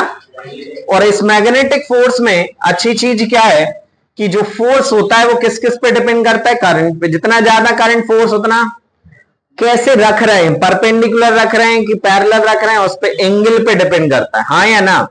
जब 90 डिग्री एंगल होगा तो मैक्सिमम फोर्स, 0 डिग्री एंगल तो मिनिमम फोर्स। हाँ या ना? और रिवर्स द करंट, फोर्स की डायरेक्शन भी रिवर्स। और इस फोर्स को फाइंड करने के लिए कौन सा रूल आता है? Fleming left hand. और फ्लेमिंग लेफ्ट हैंड रूल कहता है, फ्लेमिंग लेफ्ट हैंड रूल कहता है कि अगर ये जो मिडिल फिंगर है करंट को, फोर फिंगर मैग्नेटिक फील्ड को, ये थंब जो है ना फोर्स की डायरेक्शन को रिप्रेजेंट करेगा। किसको रिप्रेजेंट करेगा? मतलब अगर ये वायर हमने बीच में रखा है, ये नॉर्थ से साउथ मैग्नेटिक फील्ड है, इसमें वायर में करंट ऐसे कर रहे हैं, तो ये वायर कहां जाएगा? ऊपर की तरफ जाएगा। हाँ या ना बोलो? अरे बोलो। तो यहाँ पे बढ़िया सा यहाँ पे स्टेटमेंट, एक क्वेश्चन आता है, state Fleming left hand rule, explain its application in understanding the direction of force on the current carrying conductor in the magnetic field. ये इसका आंसर है। जल्दी से एक बार आप देख लीजिए, जल्दी से एक बार आप देख लीजिए।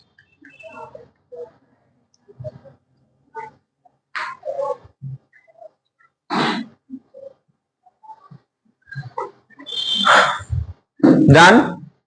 अरे यस और नो? बन जाएगा बेटा। When the current carrying conductor is placed in a external magnetic field, the conductor experience a force is mutually perpendicular to the both magnetic and the direction of current. Strength of the thumb, force किसको represent करेगा? Thumb. Force किससे represent करेंगे? तो Fleming four fingers है ना, ये बढ़िया तरीके से ने यहाँ पे समझा दिया है। Four finger magnetic field of the direction, middle fingers current की डायरेक्शन, और थंब किसकी डायरेक्शन को रिप्रेजेंट करेगा? फोर्स की डायरेक्शन को। थंब किसको रिप्रेजेंट करेगा? फोर्स की डायरेक्शन को। याद रखोगे बेटा? अरे हाँ या ना? इंडिया में करंट की फ्रीक्वेंसी कितनी होती है? कितनी हर्ट्ज? और वहीं पे पोटेंशियल डिफरेंस इंडिया में कितना? 220, 50 हर्ट्ज का होता है। ठीक है ना?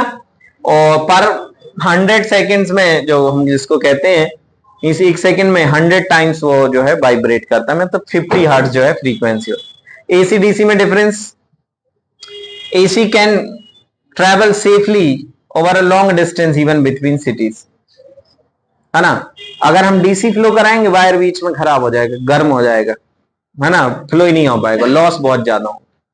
DC can not travel a long distance, it loses a power.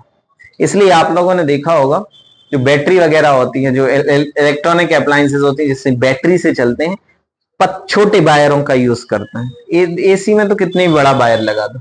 Frequency कितना होता है? 50 और 60 हर्ट्ज, और इसका जीरो फ्रीक्वेंसी। डीसी की frequency zero. Current direction reverse करने से क्या होगा? पीरियडिकली डायरेक्शन करंट क्या होता रहता है? चेंज। इसकी डायरेक्शन हमेशा कैसी होती? सेम। और जो एसी होता है वो कैसा होता है? चीप होता है, सस्ता होता है, जबकि ये एसी मतलब ये एक्सपेंसिव है एसी की कंपैरिजन में। इसलिए तो घरों में हम एसी यूज करते हैं, डीसी नहीं करते। मेरी बात समझ रहा हूं? सस्ता ही होता है एसी, सस्ता है प्रोडक्ट करना, उसको प्रोड्यूस करना। ठीक है ना?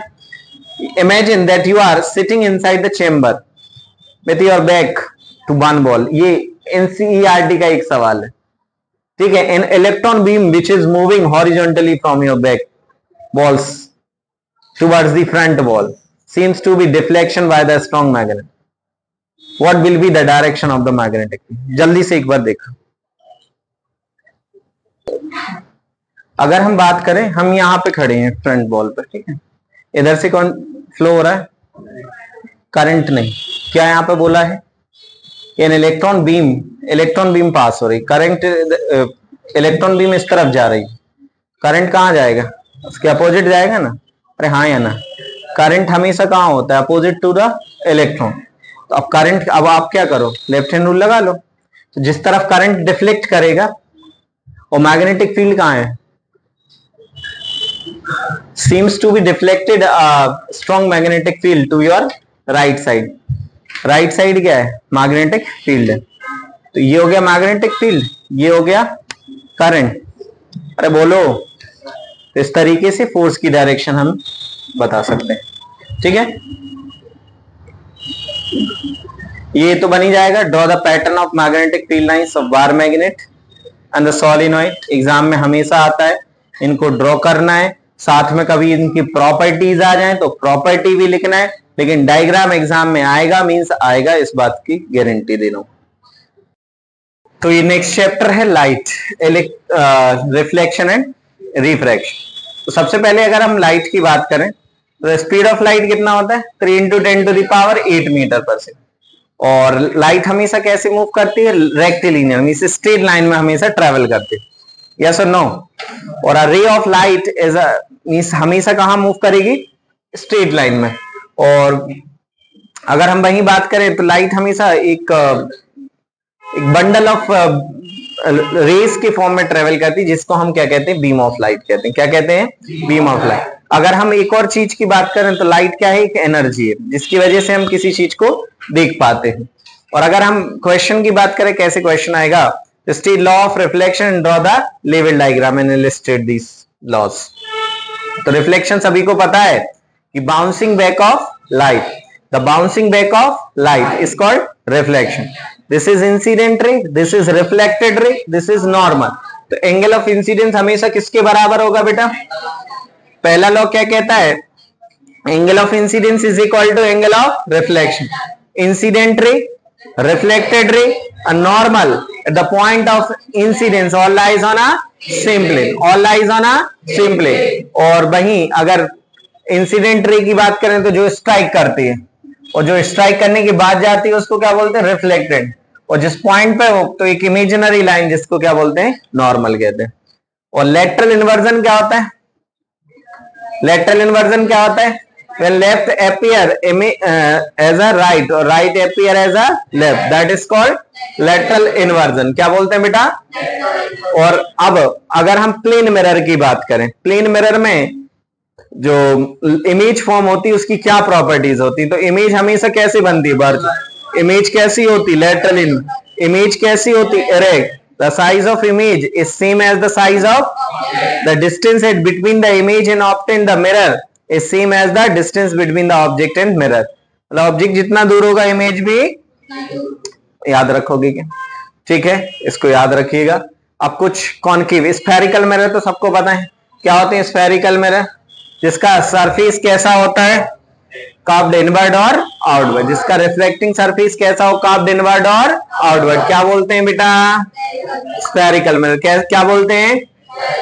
अब वहीं कुछ डेफिनेशंस की बात करें तो पोल, पोल क्या होता है, सेंटर पॉइंट। स्फेरिकल मिरर का सेंटर पॉइंट क्या होता है, पोल। वहीं अगर हम सेंटर ऑफ कर्वेचर की बात करें तो सेंटर ऑफ कर्वेचर क्या होता है कि ये किसी स्फीयर का पार्ट होगा तो उस पार्ट का सेंटर क्या कहलाएगा।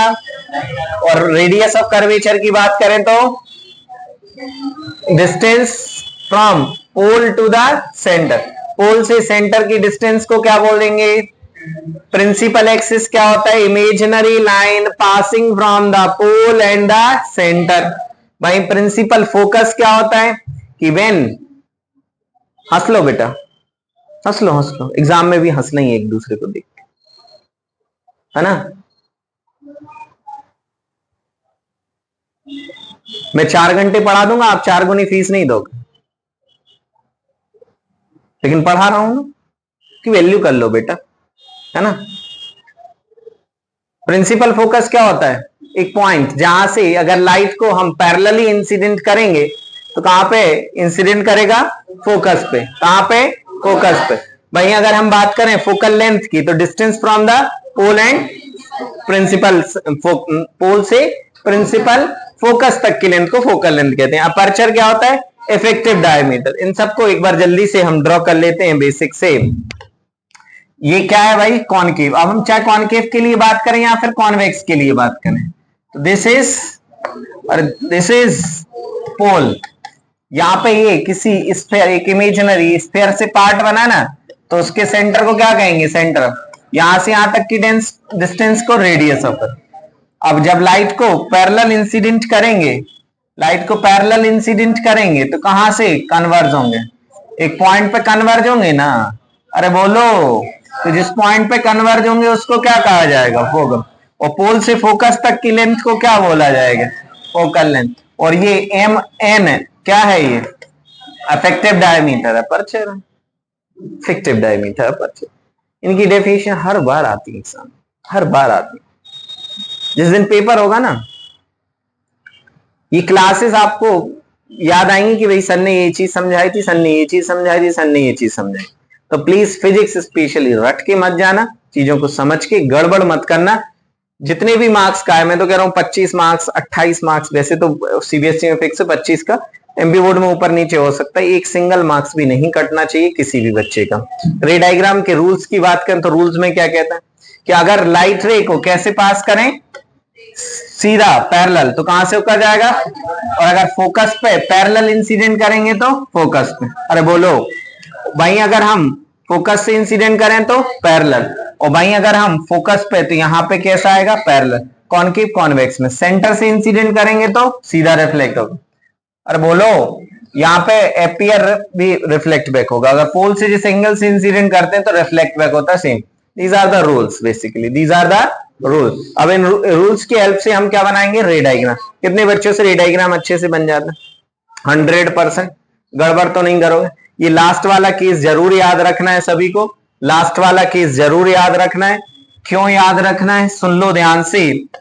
ये है क्या, कॉनकेव मिरर। क्या है भाई, यहाँ पे क्या है, पोल, यहाँ पे क्या है, फोकस, यहाँ सेंटर ऑफ कर्व। ऑब्जेक्ट को कहां प्लेस करना है, पोल और फोकस के बीच में। तो क्या होगा, सीधी लाइट जाएगी फोकस से, यहाँ पे जाएगी उसी एंगल से चली जाएगी, हाँ या ना। इसको पीछे की तरफ ले जाएंगे तो अपियरिंग टू मीट होंगे कि नहीं। तो यहाँ पे erect, Sidhi, in large image, behind the mirror बन जाएगी। प्रॉपर्टी आती, ठीक है, प्रॉपर्टी आती है। इस रूल को याद रखना। बाकी तो मैं कह रहा हूं सारे डायग्राम्स आप प्रैक्टिस करो प्रॉपर तरीके से, है ना। अच्छा, ऐसा किस पॉइंट पे ऑब्जेक्ट रखें कि इमेज और ऑब्जेक्ट की हाइट सेम हो, सेंटर ऑफ कर्व, ऐसा पूछ लेगा, है ना। Where should the object is placed so that the image will form the same size, inverted real image will form at the center of. Where should the object is kept so that virtual image will obtain on a concave mirror between pole and focus? अरे हाँ या ना। Which mirror is always form erect image? Erect image, always erect, always erect. तो एकमात्र है कौन सा, convex. हमेशा ऐसा कौन सा मिरर जो हमेशा डिमिनिश्ड इमेज बनाता है, ऑलवेज कॉन्वेक्स, हाँ या ना। ऐसा कौन सा मिरर है जिसकी फोकल लेंथ हमेशा पॉजिटिव होती है, कॉन्वेक्स। कॉनकेव की फोकल लेंथ कैसी होती है, ऑलवेज नेगेटिव। ऑब्जेक्ट हमेशा कहां प्लेस होगा, लेफ्ट साइड। डिस्टेंस हमेशा कहां से मेजर करेंगे, पोल से। पोल के लेफ्ट साइड डिस्टेंस मेजर करेंगे, नेगेटिव। पोल के राइट साइड पॉजिटिव, ऊपर की तरफ पॉजिटिव, नीचे की तरफ नेगेटिव। बिल्कुल याद रखो भाई, बहुत आसान सी चीजें हैं, बहुत आसान सी चीजें। देखो बढ़िया सा क्वेश्चन यहाँ पे, कितना आसान सा क्वेश्चन पूछा गया है। The image shows the path of incident and right on the concave mirror. Where would the reflected image mean and the formation of image takes place? कहां पे रखा है ऑब्जेक्ट, बियॉन्ड सी। कहां पे बनना चाहिए, इन्वर्टेड इमेज। सीधा लाइट गया, कहां से होकर जाएगा, फोकस से पैरेलल। अरे पूरा कंप्लीट कर लो ना यार डायग्राम को। क्या करना है, केवल डायग्राम को कंप्लीट ही तो करना है। और यहां से जाएगा तो कहां से मिलेगा, फोकस। तो between C and F, between. आधा अधूरा क्वेश्चन दे देगा और कंप्लीट करने, रे डायग्राम बनाने भी पूछा जा सकता है, एमसीक्यू पूछा जा सकता है।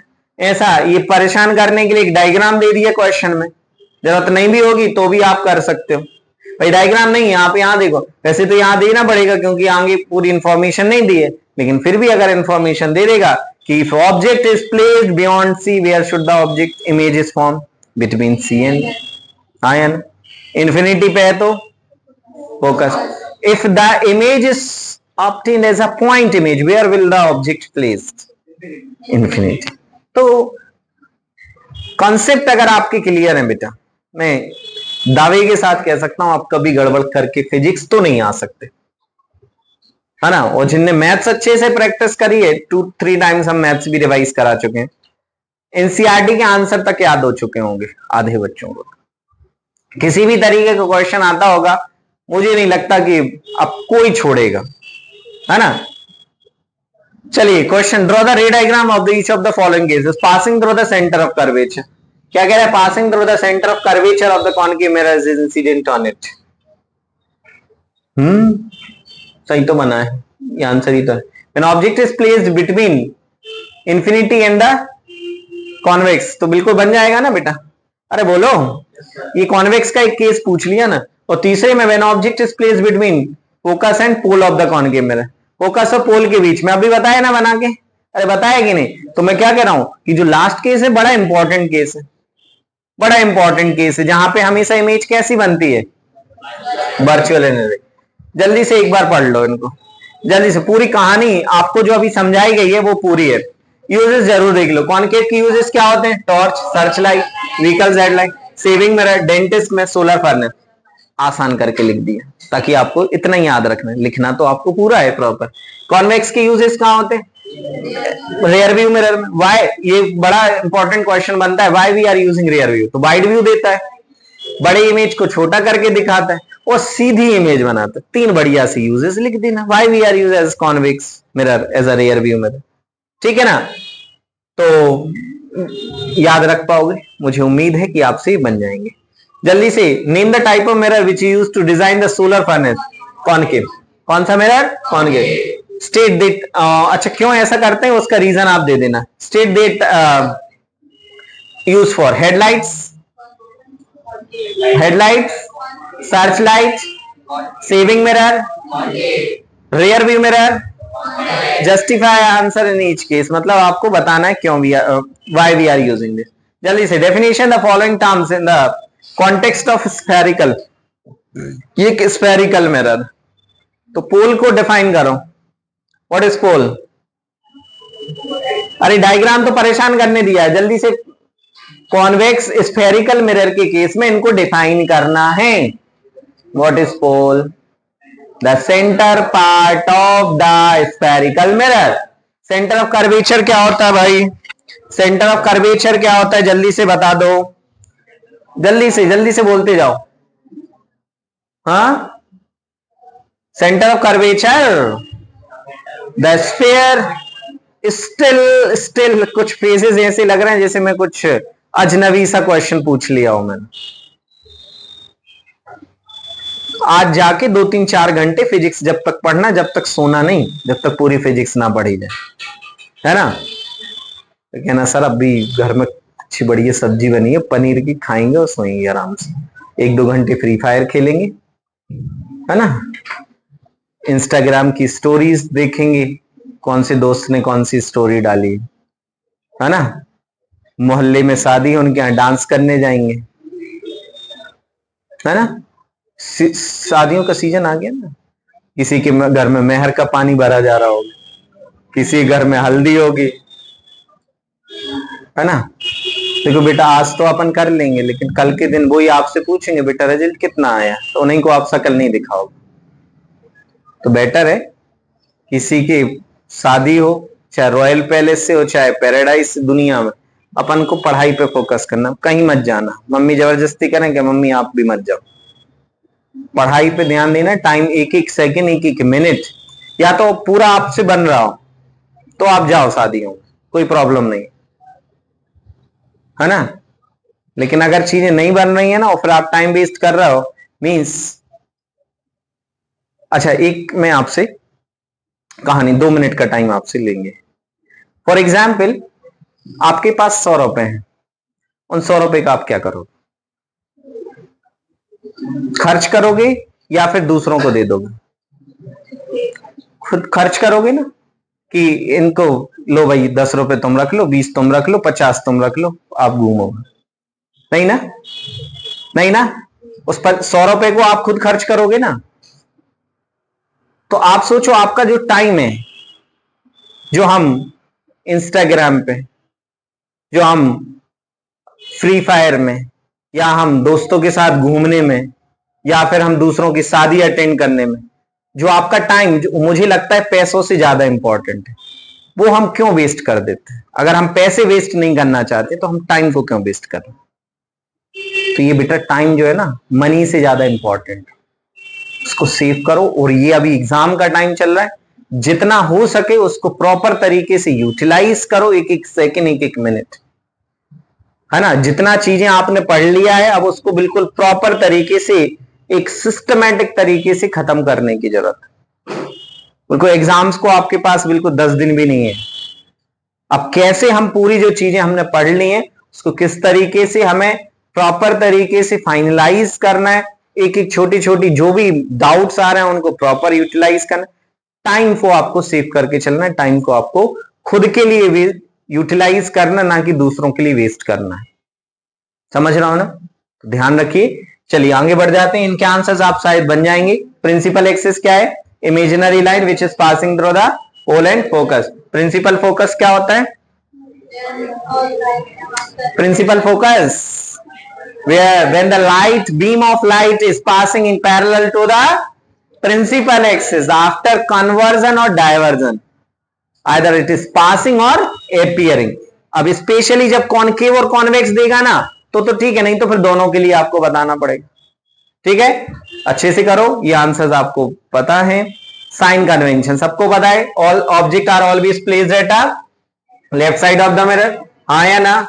Left side distance is measured always negative, right side positive, upward positive, downward negative. बस इतना याद रखना है। ऑब्जेक्ट डिस्टेंस हमेशा कैसी होगी? ऑब्जेक्ट डिस्टेंस हमेशा कैसी होगी? गलत। ठीक है, हमेशा कैसी होगी? नेगेटिव। गड़बड़ मत करो बेटा, always negative. Focal length of the concave negative, focal length of the convex positive. Numericals में अगर ये बातें याद रख ली कभी गड़बड़ नहीं करोगे। न्यूमेरिकल सबको पता है। लेंस फॉर्मूला क्या होता है? Mirror formula, sorry, the relation between object distance u, image distance b and the focal length f क्या होता है? 1/b plus 1/u is equal to. Magnification क्या होता है? मैग्निफिकेशन क्या होता है? the ratio of height of image to the height of object is called magnification. ठीक है, today living time is 8:30। चले, ठीक है। Magnification height of image to the height of object minus V upon u. याद रखना बेटा ये relation होता है। एच डैश वर्चुअल पॉजिटिव हमेशा क्या होगी? जब भी एच पॉजिटिव आ जाए, एच डैश मतलब हाइट ऑफ इमेज कैसा आ जाए? Positive, virtual image. अगर नेगेटिव तो रियल इमेज। मींस एम अगर नेगेटिव है तो रियल, एम पॉजिटिव है तो वर्चुअल। याद रखो बेटा कभी, क्योंकि देखो position of image, nature of image हमेशा पूछता है न्यूमेरिकल में। एनसीईआरटी में हो चाहे अभी मैंने कितने सवाल कराए हैं, कितने सवाल रेगुलर क्लास में कराए, हर बार आपसे दो चीजें तो पूछता ही है। और आपको पता तब होगा नेचर, तब आप बता पाओगे जब आपको इन सारी चीजों के बारे में पता होगा। कोई कंफ्यूजन नहीं। पहला सवाल जल्दी से करो। Students want to obtain the direct image of an object by using concave mirror, 10 centimetre focal length, what will be the distance of object of the mirror? जल्दी से बताओ क्या होगा? Students want to obtain an erect image. Erect मतलब सीधी, जबकि focal length है 10 centimetre. तो what should be the distance of an object from the mirror? Concave. देखो समझ गए ना आप? अब कई लोग समझ रहे होंगे अरे तो न्यूमेरिकल कैसे होगा? अरे भाई 10 सेंटीमीटर से कम के रख लो, इस पोल और फोकस के बीच में बन जाएगा। और पोल और फोकस के बीच में हमेशा कैसी इमेज बनती है? Erect image. क्लियर है बेटा सभी को? क्लियर है? क्वेश्चन कैसे घुमा के पूछेगा, समझ रहा हो ना? गड़बड़ मत करना। An object is placed at a distance of 10 centimetre. हमेशा न्यूमेरिकल पढ़ते समय आप ये देखो क्या गिवन है, यू कितना? 10 सेंटीमीटर। कैसा लेंगे? नेगेटिव। अरे बोलो। फोकल लेंथ 15, कॉन्वेक्स है तो कैसा? Find the position. क्या फाइंड करना है? भी। क्या होता है मिरर फॉर्मूला? नंदन एक मिनट, नंदन बता देना भाई मिरर फॉर्मूला क्या होता है? Is equal to 1/f। तो भी निकालना है तो 1/f माइनस 1/ क्या कर दो? u। फोकस कितना है भाई? 15। u कितना है? माइनस, तो माइनस माइनस प्लस का 10 हो जाएगा। अरे बोलो कितना? एलसीएम 30। 15 दूनी 30, 10 तिया 30, 5/30 कितना होगा? 1 6 तो 1/b कितना हो जाएगा? 6 centimetre. Find the position image form. अब नेचर नहीं पूछा तो कोई दिक्कत नहीं, लेकिन आपको पता होना चाहिए कि बी पॉजिटिव मतलब इन्वर्टेड रियल इमेज, यस और नो? V negative means virtual. भी से भी हम बता सकते हैं।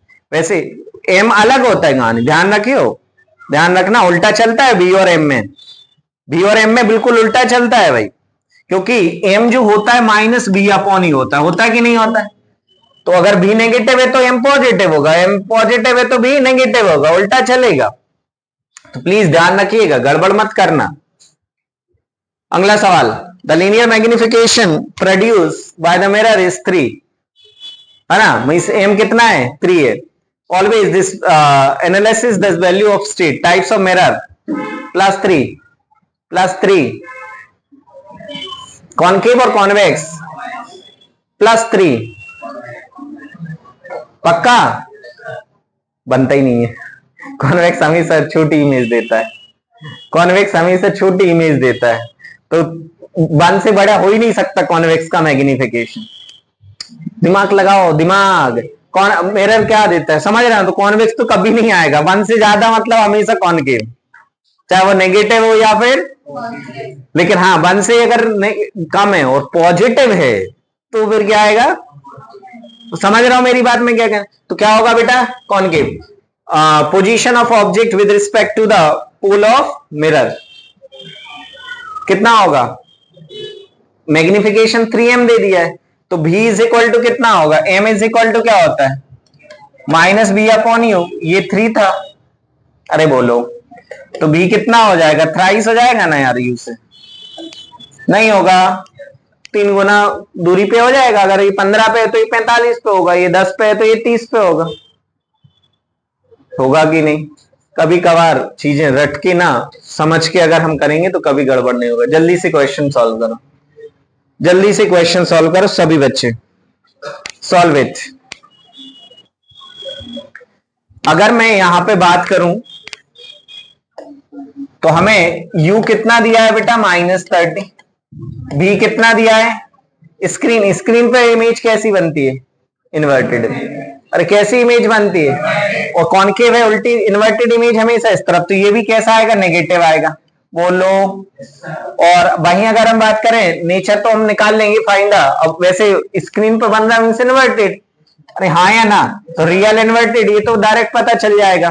तो फोकल लेंथ तो 1/f is equal to 1/v plus 1/u।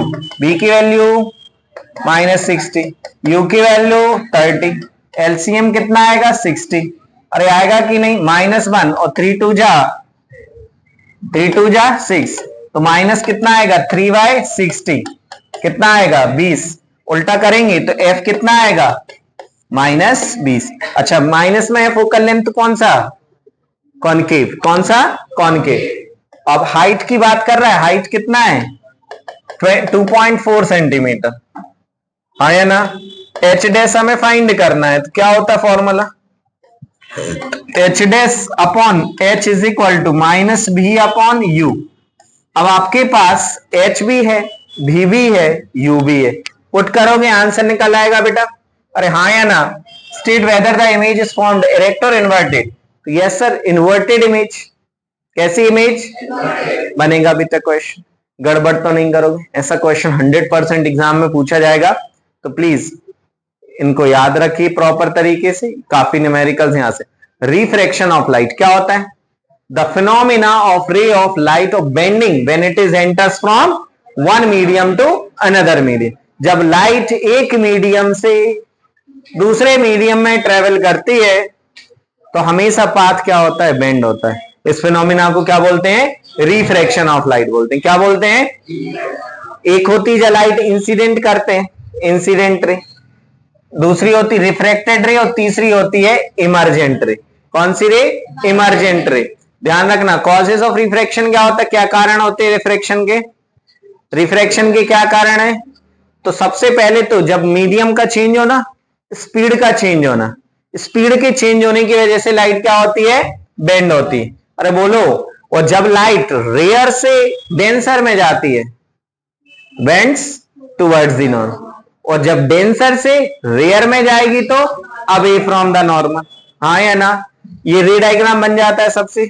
और अच्छा, इंसिडेंट रे और इमर्जेंट रे के बीच का जो डिस्टेंस होता है लेटरल डिस्प्लेसमेंट या लेटरल शिफ्ट बोलते हैं कि नहीं बोलते बेटा? अरे हाँ या ना बोल दो। चलो, और रिफ्रैक्शन की लॉज बता दो जल्दी से। लॉज ऑफ रिफ्रैक्शन, लॉस क्या होते हैं? Incident ray, refracted ray and the interface between the two surface all lies on a same plane, or sine of angle of incidence to the sine of angle of refraction is always constant. This constant is called refractive index and this law is called Snell's law. अलग से exam में Snell's law. refractive index क्या होता है? measure how much light is bent observed when it is entered new medium. It denoted by n या फिर mu. NCERT में mu पढ़ा है. तो velocity of light in medium 1 to the velocity of light in medium, refractive index of 2 with respect to 1. अगर 1 और 2 का ratio लें तो 2 1 आएगा, और अगर हम दूसरे के रिस्पेक्ट में और अगर एब्सोल्यूट रिफ्रैक्टिव इंडेक्स की बात करें, speed of light in air to the speed of light in medium, mu is equal to क्या होता है? C upon B. क्या होता है बेटा? सी अपॉन भी होता है. सी अपॉन भी होता है, याद रखोगे, ठीक है ना. Refraction through rectangular glass slab अभी हमने बात कर ही ली है, कैसे लाइट रे जाता है. कई बार आधा डायग्राम बना के दे देगा, आधा आपसे पूछ लेगा. शिवा, घर जाना है बेटा? जाना है तो जा सकते हो, कोई दिक्कत नहीं, हमें परमिशन भी मत लेना, है ना, कोई दिक्कत नहीं है. आपकी कोचिंग है, आप जा सकते हैं, कोई प्रॉब्लम नहीं. बनेगा बेटा सभी से? चलिए ये जल्दी से इसको कंप्लीट करो, जल्दी से सभी बच्चे.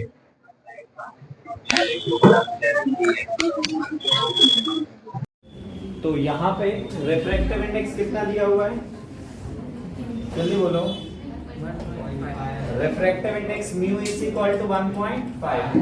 Speed of light in vacuum कितना है? 3 × 10 टू द पावर 8. हमें speed of light in medium find करना है. तो सर हमने पढ़ा है म्यू इज इक्वल टू होता है सी अपॉन बी. अब म्यू की वैल्यू 1.5, सी की value 3 × 10 to the power 3 × 10 to the power 8 upon B हमें कैलकुलेट करना. तो बी इज इक्वल टू हो जाएगा 3 अपॉन 1.5 × 10 टू द पावर 8. ये क्या कितने टाइम कैंसिल होगा? 2 टाइम. तो 2 × 10 टू द पावर 8 हमारा आंसर है. 2 × 10 टू द पावर 8 मीटर पर सेकंड हमारा आंसर है. बनेगा सभी से? अगला सवाल क्या लिखा हुआ है? Water has refractive index 1.3, alcohol has refractive index 1.36.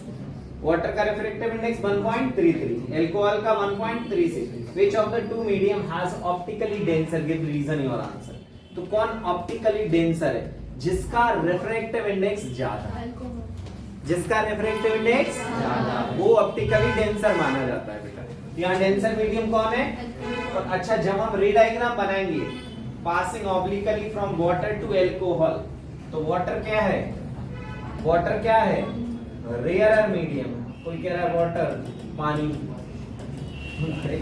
ना लो, और ये क्या है भाई? अल्कोहल. तो अब लाइट कहां से कहां पास करेगी? Water to alcohol. तो रेयर टू डेंसर, सीधी ना जाके कहां बेंड होगी? टुवर्ड्स. मेरी बात समझ रहा हो ना? आगे कह रहा है state the relationship between angle of incidence and angle of refraction above case. तो ये आई है और ये आर है. तो सर कोई रिलेशन होता है? म्यू इज इक्वल टू क्या होगा?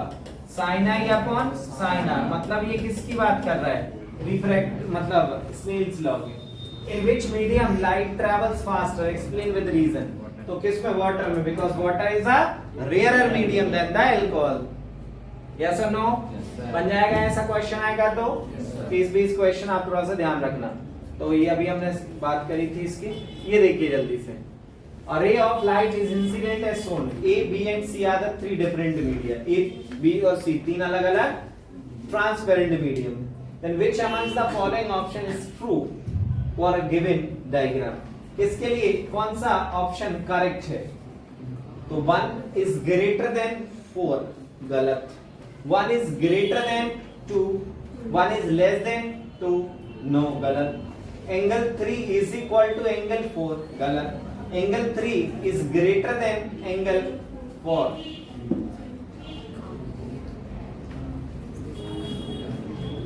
Angle 1 और angle 2 first to last medium same है, ऐसा कुछ कह रहा है क्या?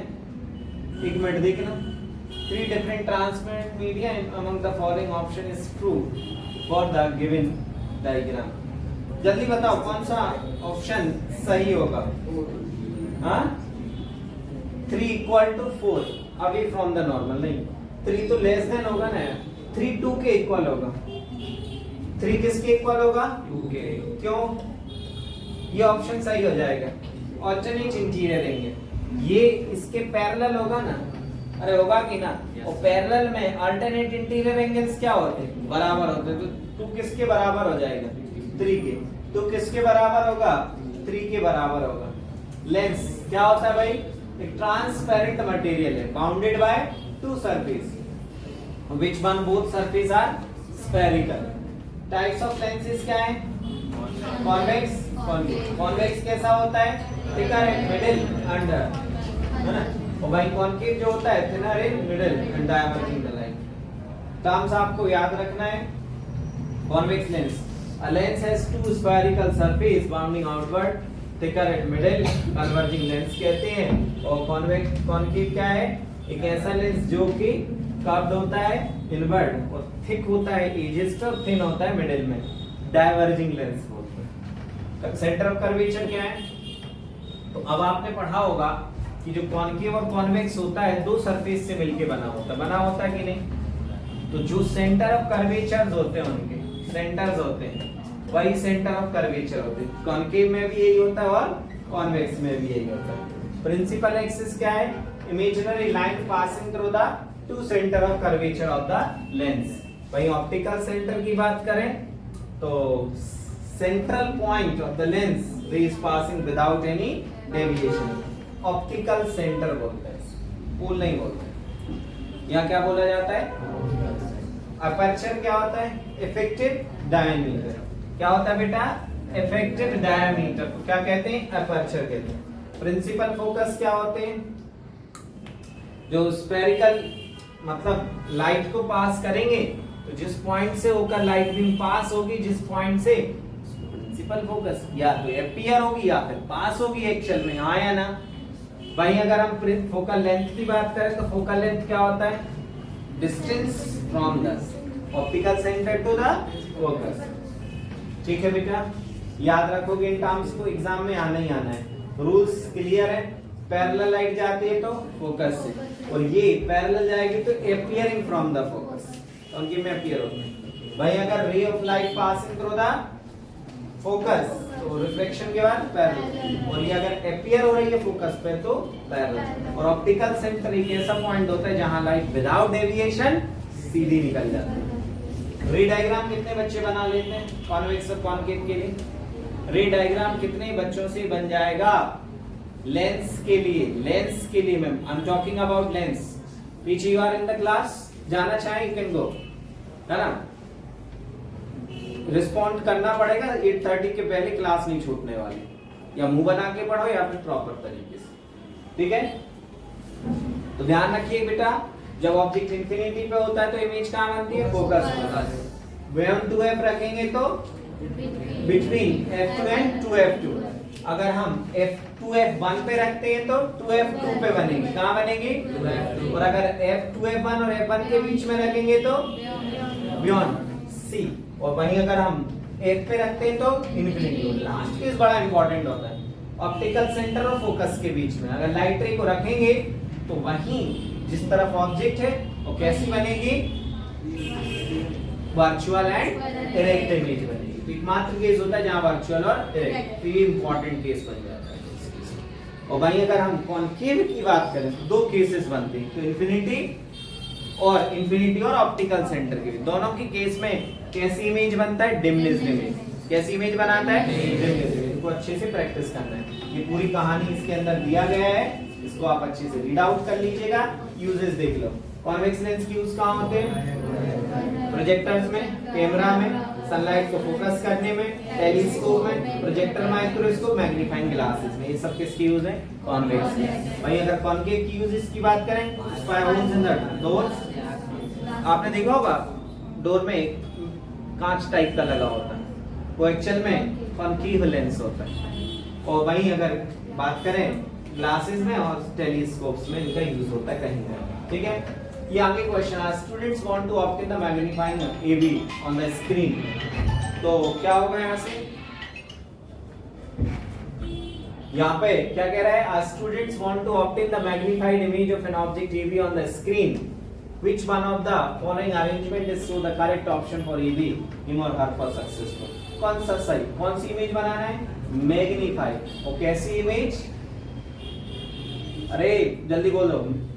AB की screen, which of the following arrangement correct option for student want to obtain magnified image on screen? Screen पे कौन सी इमेज बनती? Inverted.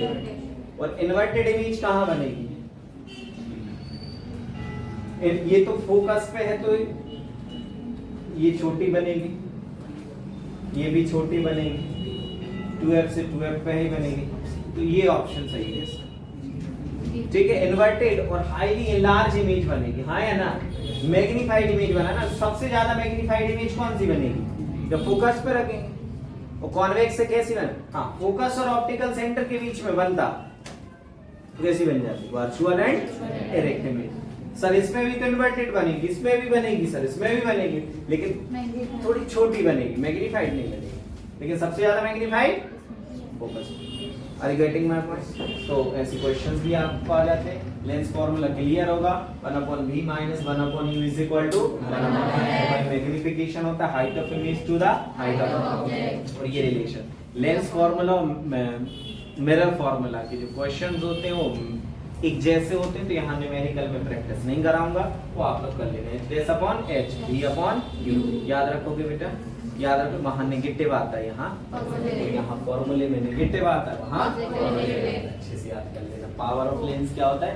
Reciprocal of focal length is called power of lens. और ध्यान रखना फोकल लेंथ की unit हमेशा metre में, और ये पावर जो होता है, पावर की यूनिट क्या होती है? डायोप्टर। 1 डायोप्टर कितना होता है? 1 मीटर इनवर्स होता है। याद रख पाओगे बेटा? इनकी क्वेश्चंस कराऊं क्या? कर लोगे? The power is of lens is 2 dioptre, है ना? द मींस लेंस इज, अच्छा नेगेटिव किस में होता है? कॉनकेव। कॉनकेव कौन सा मिरर है? Concave mirror. Concave mirror, concave अब दो जगह है इधर।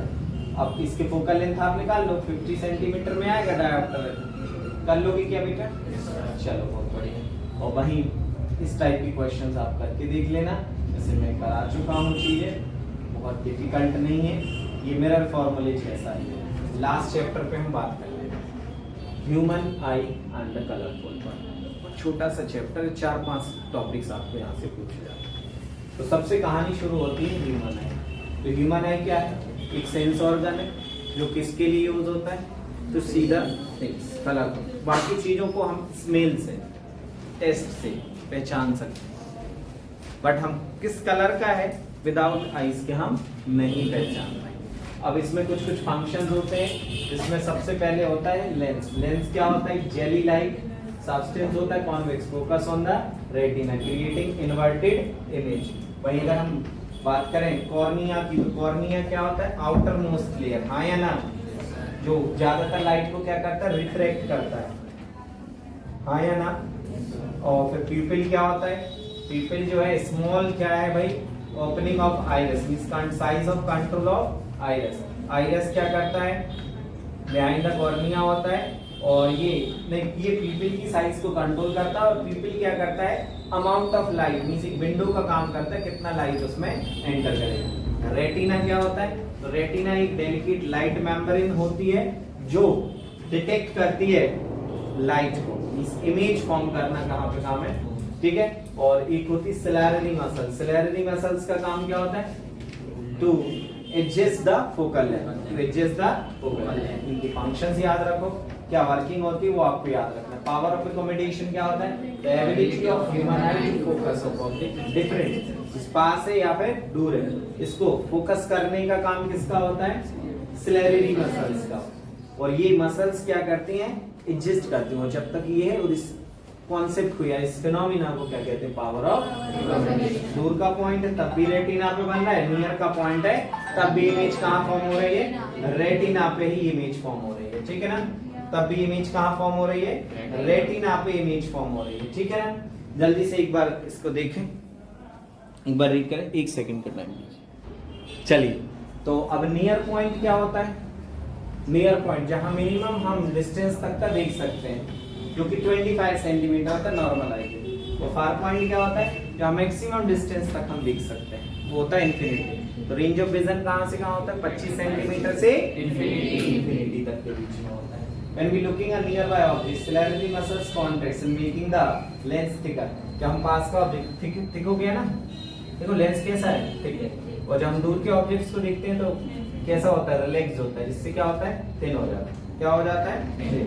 वही एडवांटेजेस सामने आईज के सामने होने का क्या फायदा है? वाइडर व्यू देना, enhance the ability to detect the faint objects और provides the three dimensional. चीज याद रखो। क्वेश्चन है, define the terms of power of accommodation of human eye. How does the eye adjust the focal length at varying distance? तो power of accommodation क्या है भाई? To ability to adjust the focal length of lens. So focus on the object of different distance. This is done by the changing of curvature of the lens. भाई पास में देख रहे हैं तो thick हो गया, दूर देख रहे हैं तो थिन हो गया। इससे फोकस लेंथ में क्या हो रहा है? एडजस्टमेंट। इस एडजस्टमेंट को ही क्या बोलते हैं? पावर ऑफ एक्कोमोडेशन बोलते हैं। Is it clear everyone?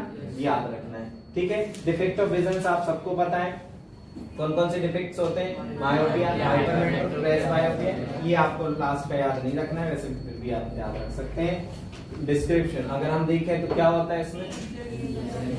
अगर हम myopia near sight person can see near objects clearly but cannot see far objects. Causes क्या होते हैं? excessive curvature of eyelid, elongation of eyeball, correction क्या होता है? concave, और image कहाँ फॉर्म होती है? in front of retina। वहीं अगर hypermetropia की बात करूँ तो farsightedness, farsightedness क्या होता है? A person can see far objects clearly but cannot see near objects। focal length क्या हो जाती है? ज्यादा। eyeballs क्या हो जाता है? small। convex lens यूज करते हैं पावर का, और कहाँ बनती है image? behind the retina। presbyopia to see the near objects और far objects। old age hypermetropia भी इसको कहते हैं, weakening of ciliary muscles की वजह से, और reduce the flexibility of eyelid। bifocal lens use करते हैं, concave और convex। concave यूज करते हैं डिस्टेंस को देखने के लिए, convex का नियर विजन। image formations किसकी वजह? करेक्शन bifocal lens, ठीक है। ये रे डायग्राम्स की बिल्कुल अच्छे से प्रैक्टिस कर लो, है ना। उम्मीद है कि आपसे ये बन जाएंगे। Contract, cloudy. अब जैसे कैटरेक्ट क्या होता है?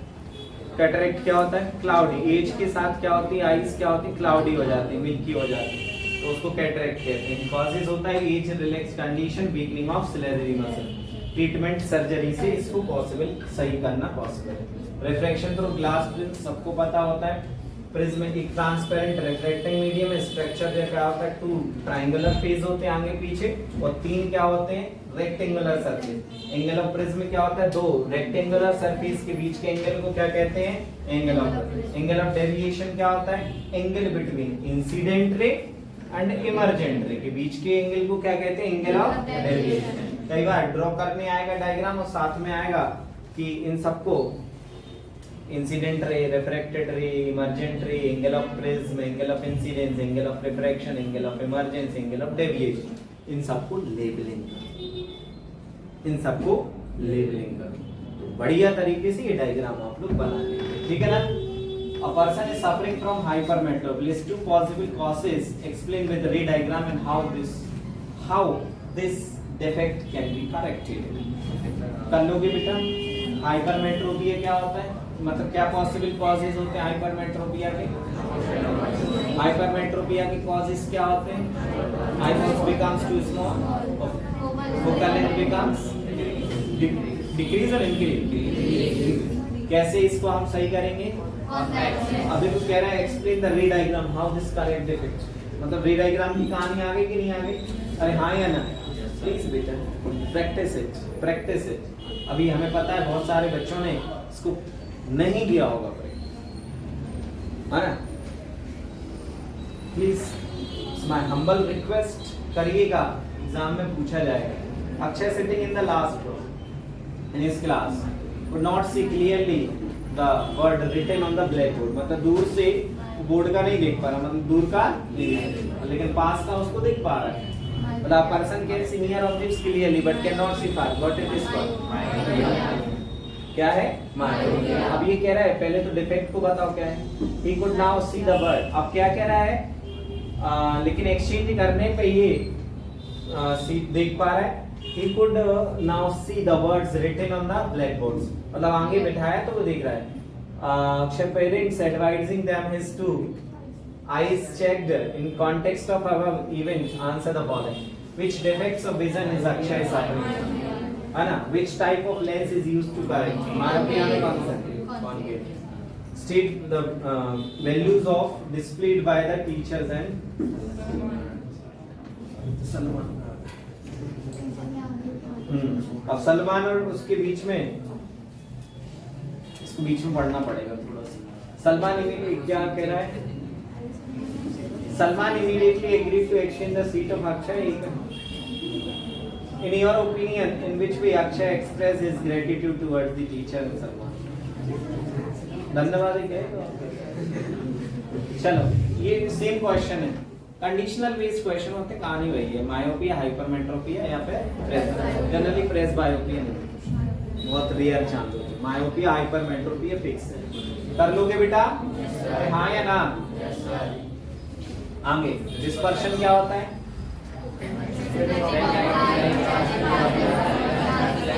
When white light is passing through the prism, it is split into 7 constituent clusters. It's called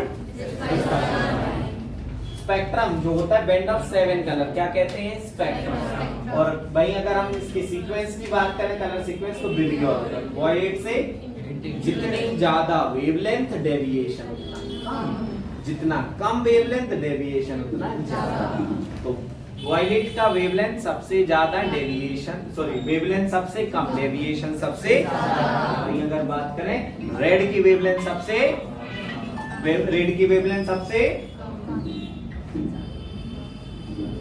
silent ही करते हैं, जल्दी बताओ।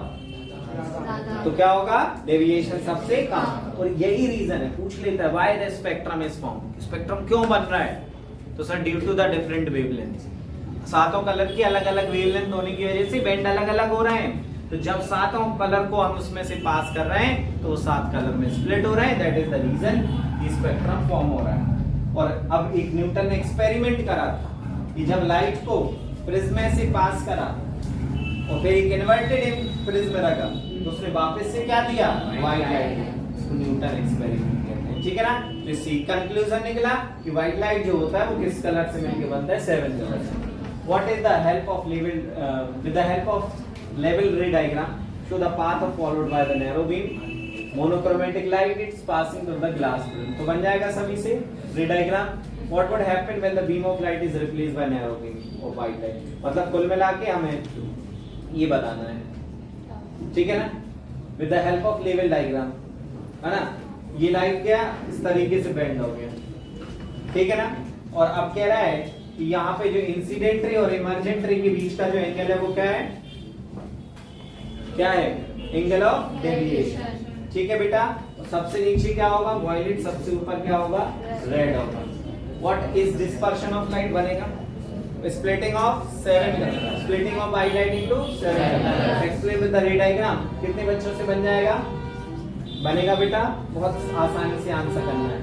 How will you use two identical glass prism? जब आइडेंटिकल ग्लास प्रिज्म को उल्टा रखोगे तो क्या होगा? सबको पता है सर, ये होने वाला है। सातों कलर ना बना के 2 कलर बना लो, या फिर सातों कलर। ये आपको कहाँ मिल जाएगा? एनसीईआरटी का बिल्कुल कट कॉपी पेस्ट डायग्राम है। हाँ या ना? कुछ रिस्पॉन्ड करो, you are also in the class. 3 घंटे से कुछ नहीं बोल रहे, बस बैठे आराम से। प्लीज थोड़ा सा समझा कर, बड़ी मेहनतों से ये चीजें लाई जाती हैं। चलिए, नेचुरल स्पेक्ट्रम रेनबो। रेनबो कैसे फॉर्म होता है? Refraction, total internal reflection, dispersion, again refraction. हाँ या ना? तो a natural spectrum appearing in the sky after rain shower caused by the dispersion of sunlight of tiny droplets, है ना? तो अब sunlight dispersion into colors, internal reflection and refraction again. याद रख पाओगे क्या? TIR समझते हो ना? Total internal reflection. कब होता है टोटल इंटरनल रिफ्लेक्शन? जब लाइट डेंसर मीडियम से rare medium more than critical angle पे जाती है। किससे? More than critical. अच्छा, क्रिटिकल एंगल क्या होता है? जिस एंगल पे लाइट कितने डिग्री पे रिफ्रैक्ट हो जाए? 90 डिग्री पे। कितने डिग्री पे? 90 डिग्री। समझ रहे हो बात को? अरे हाँ या ना बोलो। तो याद रखो इसको। Mechanics, water droplets like prism refracting and dispersion of sunlight, refracting it internally and refracting again. Colour sequence क्या होता है? रेड टॉप पे होता है, वायलेट बॉटम पे. फॉर्मेशन क्या होता है? हमेशा सन के अपोजिट. एटमॉस्फेरिक रिफ्रैक्शन समझते हो? क्या होता है एटमॉस्फेरिक रिफ्रैक्शन? when the देखो in atmosphere there are different layers of air. Somewhere it is denser, somewhere it is rarer. तो डेंसर रेयर होने की वजह से लाइट जो है सीधी ना आके क्या होती है, उसका पाथ चेंज होता है. उसकी वजह से कई सारी फिनोमिना होती है, जैसे कि star twinkling, advance sunrise, delayed sunset. Why planets do not twinkle? Star क्यों ट्विंकल करते हैं, प्लैनेट्स क्यों ट्विंकल नहीं करते? सनराइज डिले होना और कर पाओगे क्या बेटा? अरे हाँ या ना? Causes by atmospheric refraction, star winds enter the Earth's atmosphere, causing a star appear to the change its position and flicker. Advance sunrise क्या होता है? 2 मिनट पहले सन दिखने लगता है, 2 मिनट तक दिखता है, because of the atmospheric refraction. Sir this also appear. अब ये बिल्कुल क्विक रिवाइज के लिए, बाकी तो आपको अच्छे से लिखना ही, डायग्राम आपको बनाना ही है. कितने बच्चे डायग्राम की प्रैक्टिस कर चुके हैं पहले, और अभी एक बार और करेंगे आज. Please do it. Five planets do not twinkle. आपको पता है कि पास में होता है और उस पे जितने भी पॉइंट सोर्स होते हैं वो सब मिलके एक बड़ा सोर्स बनाते हैं, जिसकी वजह से उसका इंटेंसिटी जो होता है वो फिक्स्ड होता है, वो चेंज नहीं होता बार बार, जिसकी वजह से वो ट्विंकलिंग इफेक्ट नहीं देता. Describe the how rainbow is form. बनेगा बेटा? अरे बोलो आंसर. आप देखो कितना शानदार तरीके से यहाँ पे सारा कुछ कहानी को बताया गया 3 नंबर 4 नंबर के हिसाब से. स्कैटरिंग तो जानते होगे, क्या होता है स्कैटरिंग? Scattering क्या होता है? Scattering of light occur when the light absorbed by the particle and re-emitted and redirected. Means path क्या करता है? Visible बनाना. जब लाइट किसी भी कोलाइडल सॉल्यूशन में से पास करी जाती है तो the path of the light visible. This effect is called Tyndall effect. वो किस वजह से हो रहा है? Due to the scattering. अब ये सबसे बड़ा होता है रेड सन एट सनराइज और सनसेट. क्यों होता है? क्योंकि जो रेड होता है वो क्या होता है? ज्यादा इंटेंसिटी की वजह से ज्यादा लॉन्ग डिस्टेंस ट्रैवल करता है, जबकि ब्लू और जो बाकी अदर कलर्स होते हैं वो उतना पूरे स्कैटर्ड हो जाते हैं, वो ज्यादा डिस्टेंस ट्रैवल नहीं करते. और ब्लू क्या, स्काई ब्लू क्यों दिखता है? स्काई ब्लू क्यों दिखता है? जल्दी से बताओ. ब्लू स्काई क्यों दिखता है? क्योंकि उसके जो फॉग पार्टिकल्स हैं और वहाँ पे क्लाउड के पार्टिकल्स हैं या फिर जो आपके डस्ट पार्टिकल्स हैं, ये सब कैसे होते हैं? छोटे होते हैं. और वेवलेंथ जो होती है ब्लू कलर की वो छोटी होती है, कम वेवलेंथ होती है, जिसकी वजह से वो क्या करता है? ब्लू कलर को स्कैटर कर देता है कि नहीं करता है? इस फिनोमेना को यही वजह है कि ब्लू कलर दिखता है. टिंडल इफेक्ट आपको याद रखना है. Light scatter when strike a particle path of light is visible. ठीक है? By Tyndall effect, by does sky appear, ये सारी कहानी आपको लिखना है. Thank you so much. अच्छे से पढ़ो, ध्यान दो अच्छे से. इस 3-4 घंटे की क्लास यूजफुल होना चाहिए. ठीक है? तभी जो पढ़ाया गया है वो उसका आउटपुट निकलेगा. ठीक है? और कल मुझे पूरी उम्मीद है कि आप लोग टेस्ट देने जरूर आएंगे.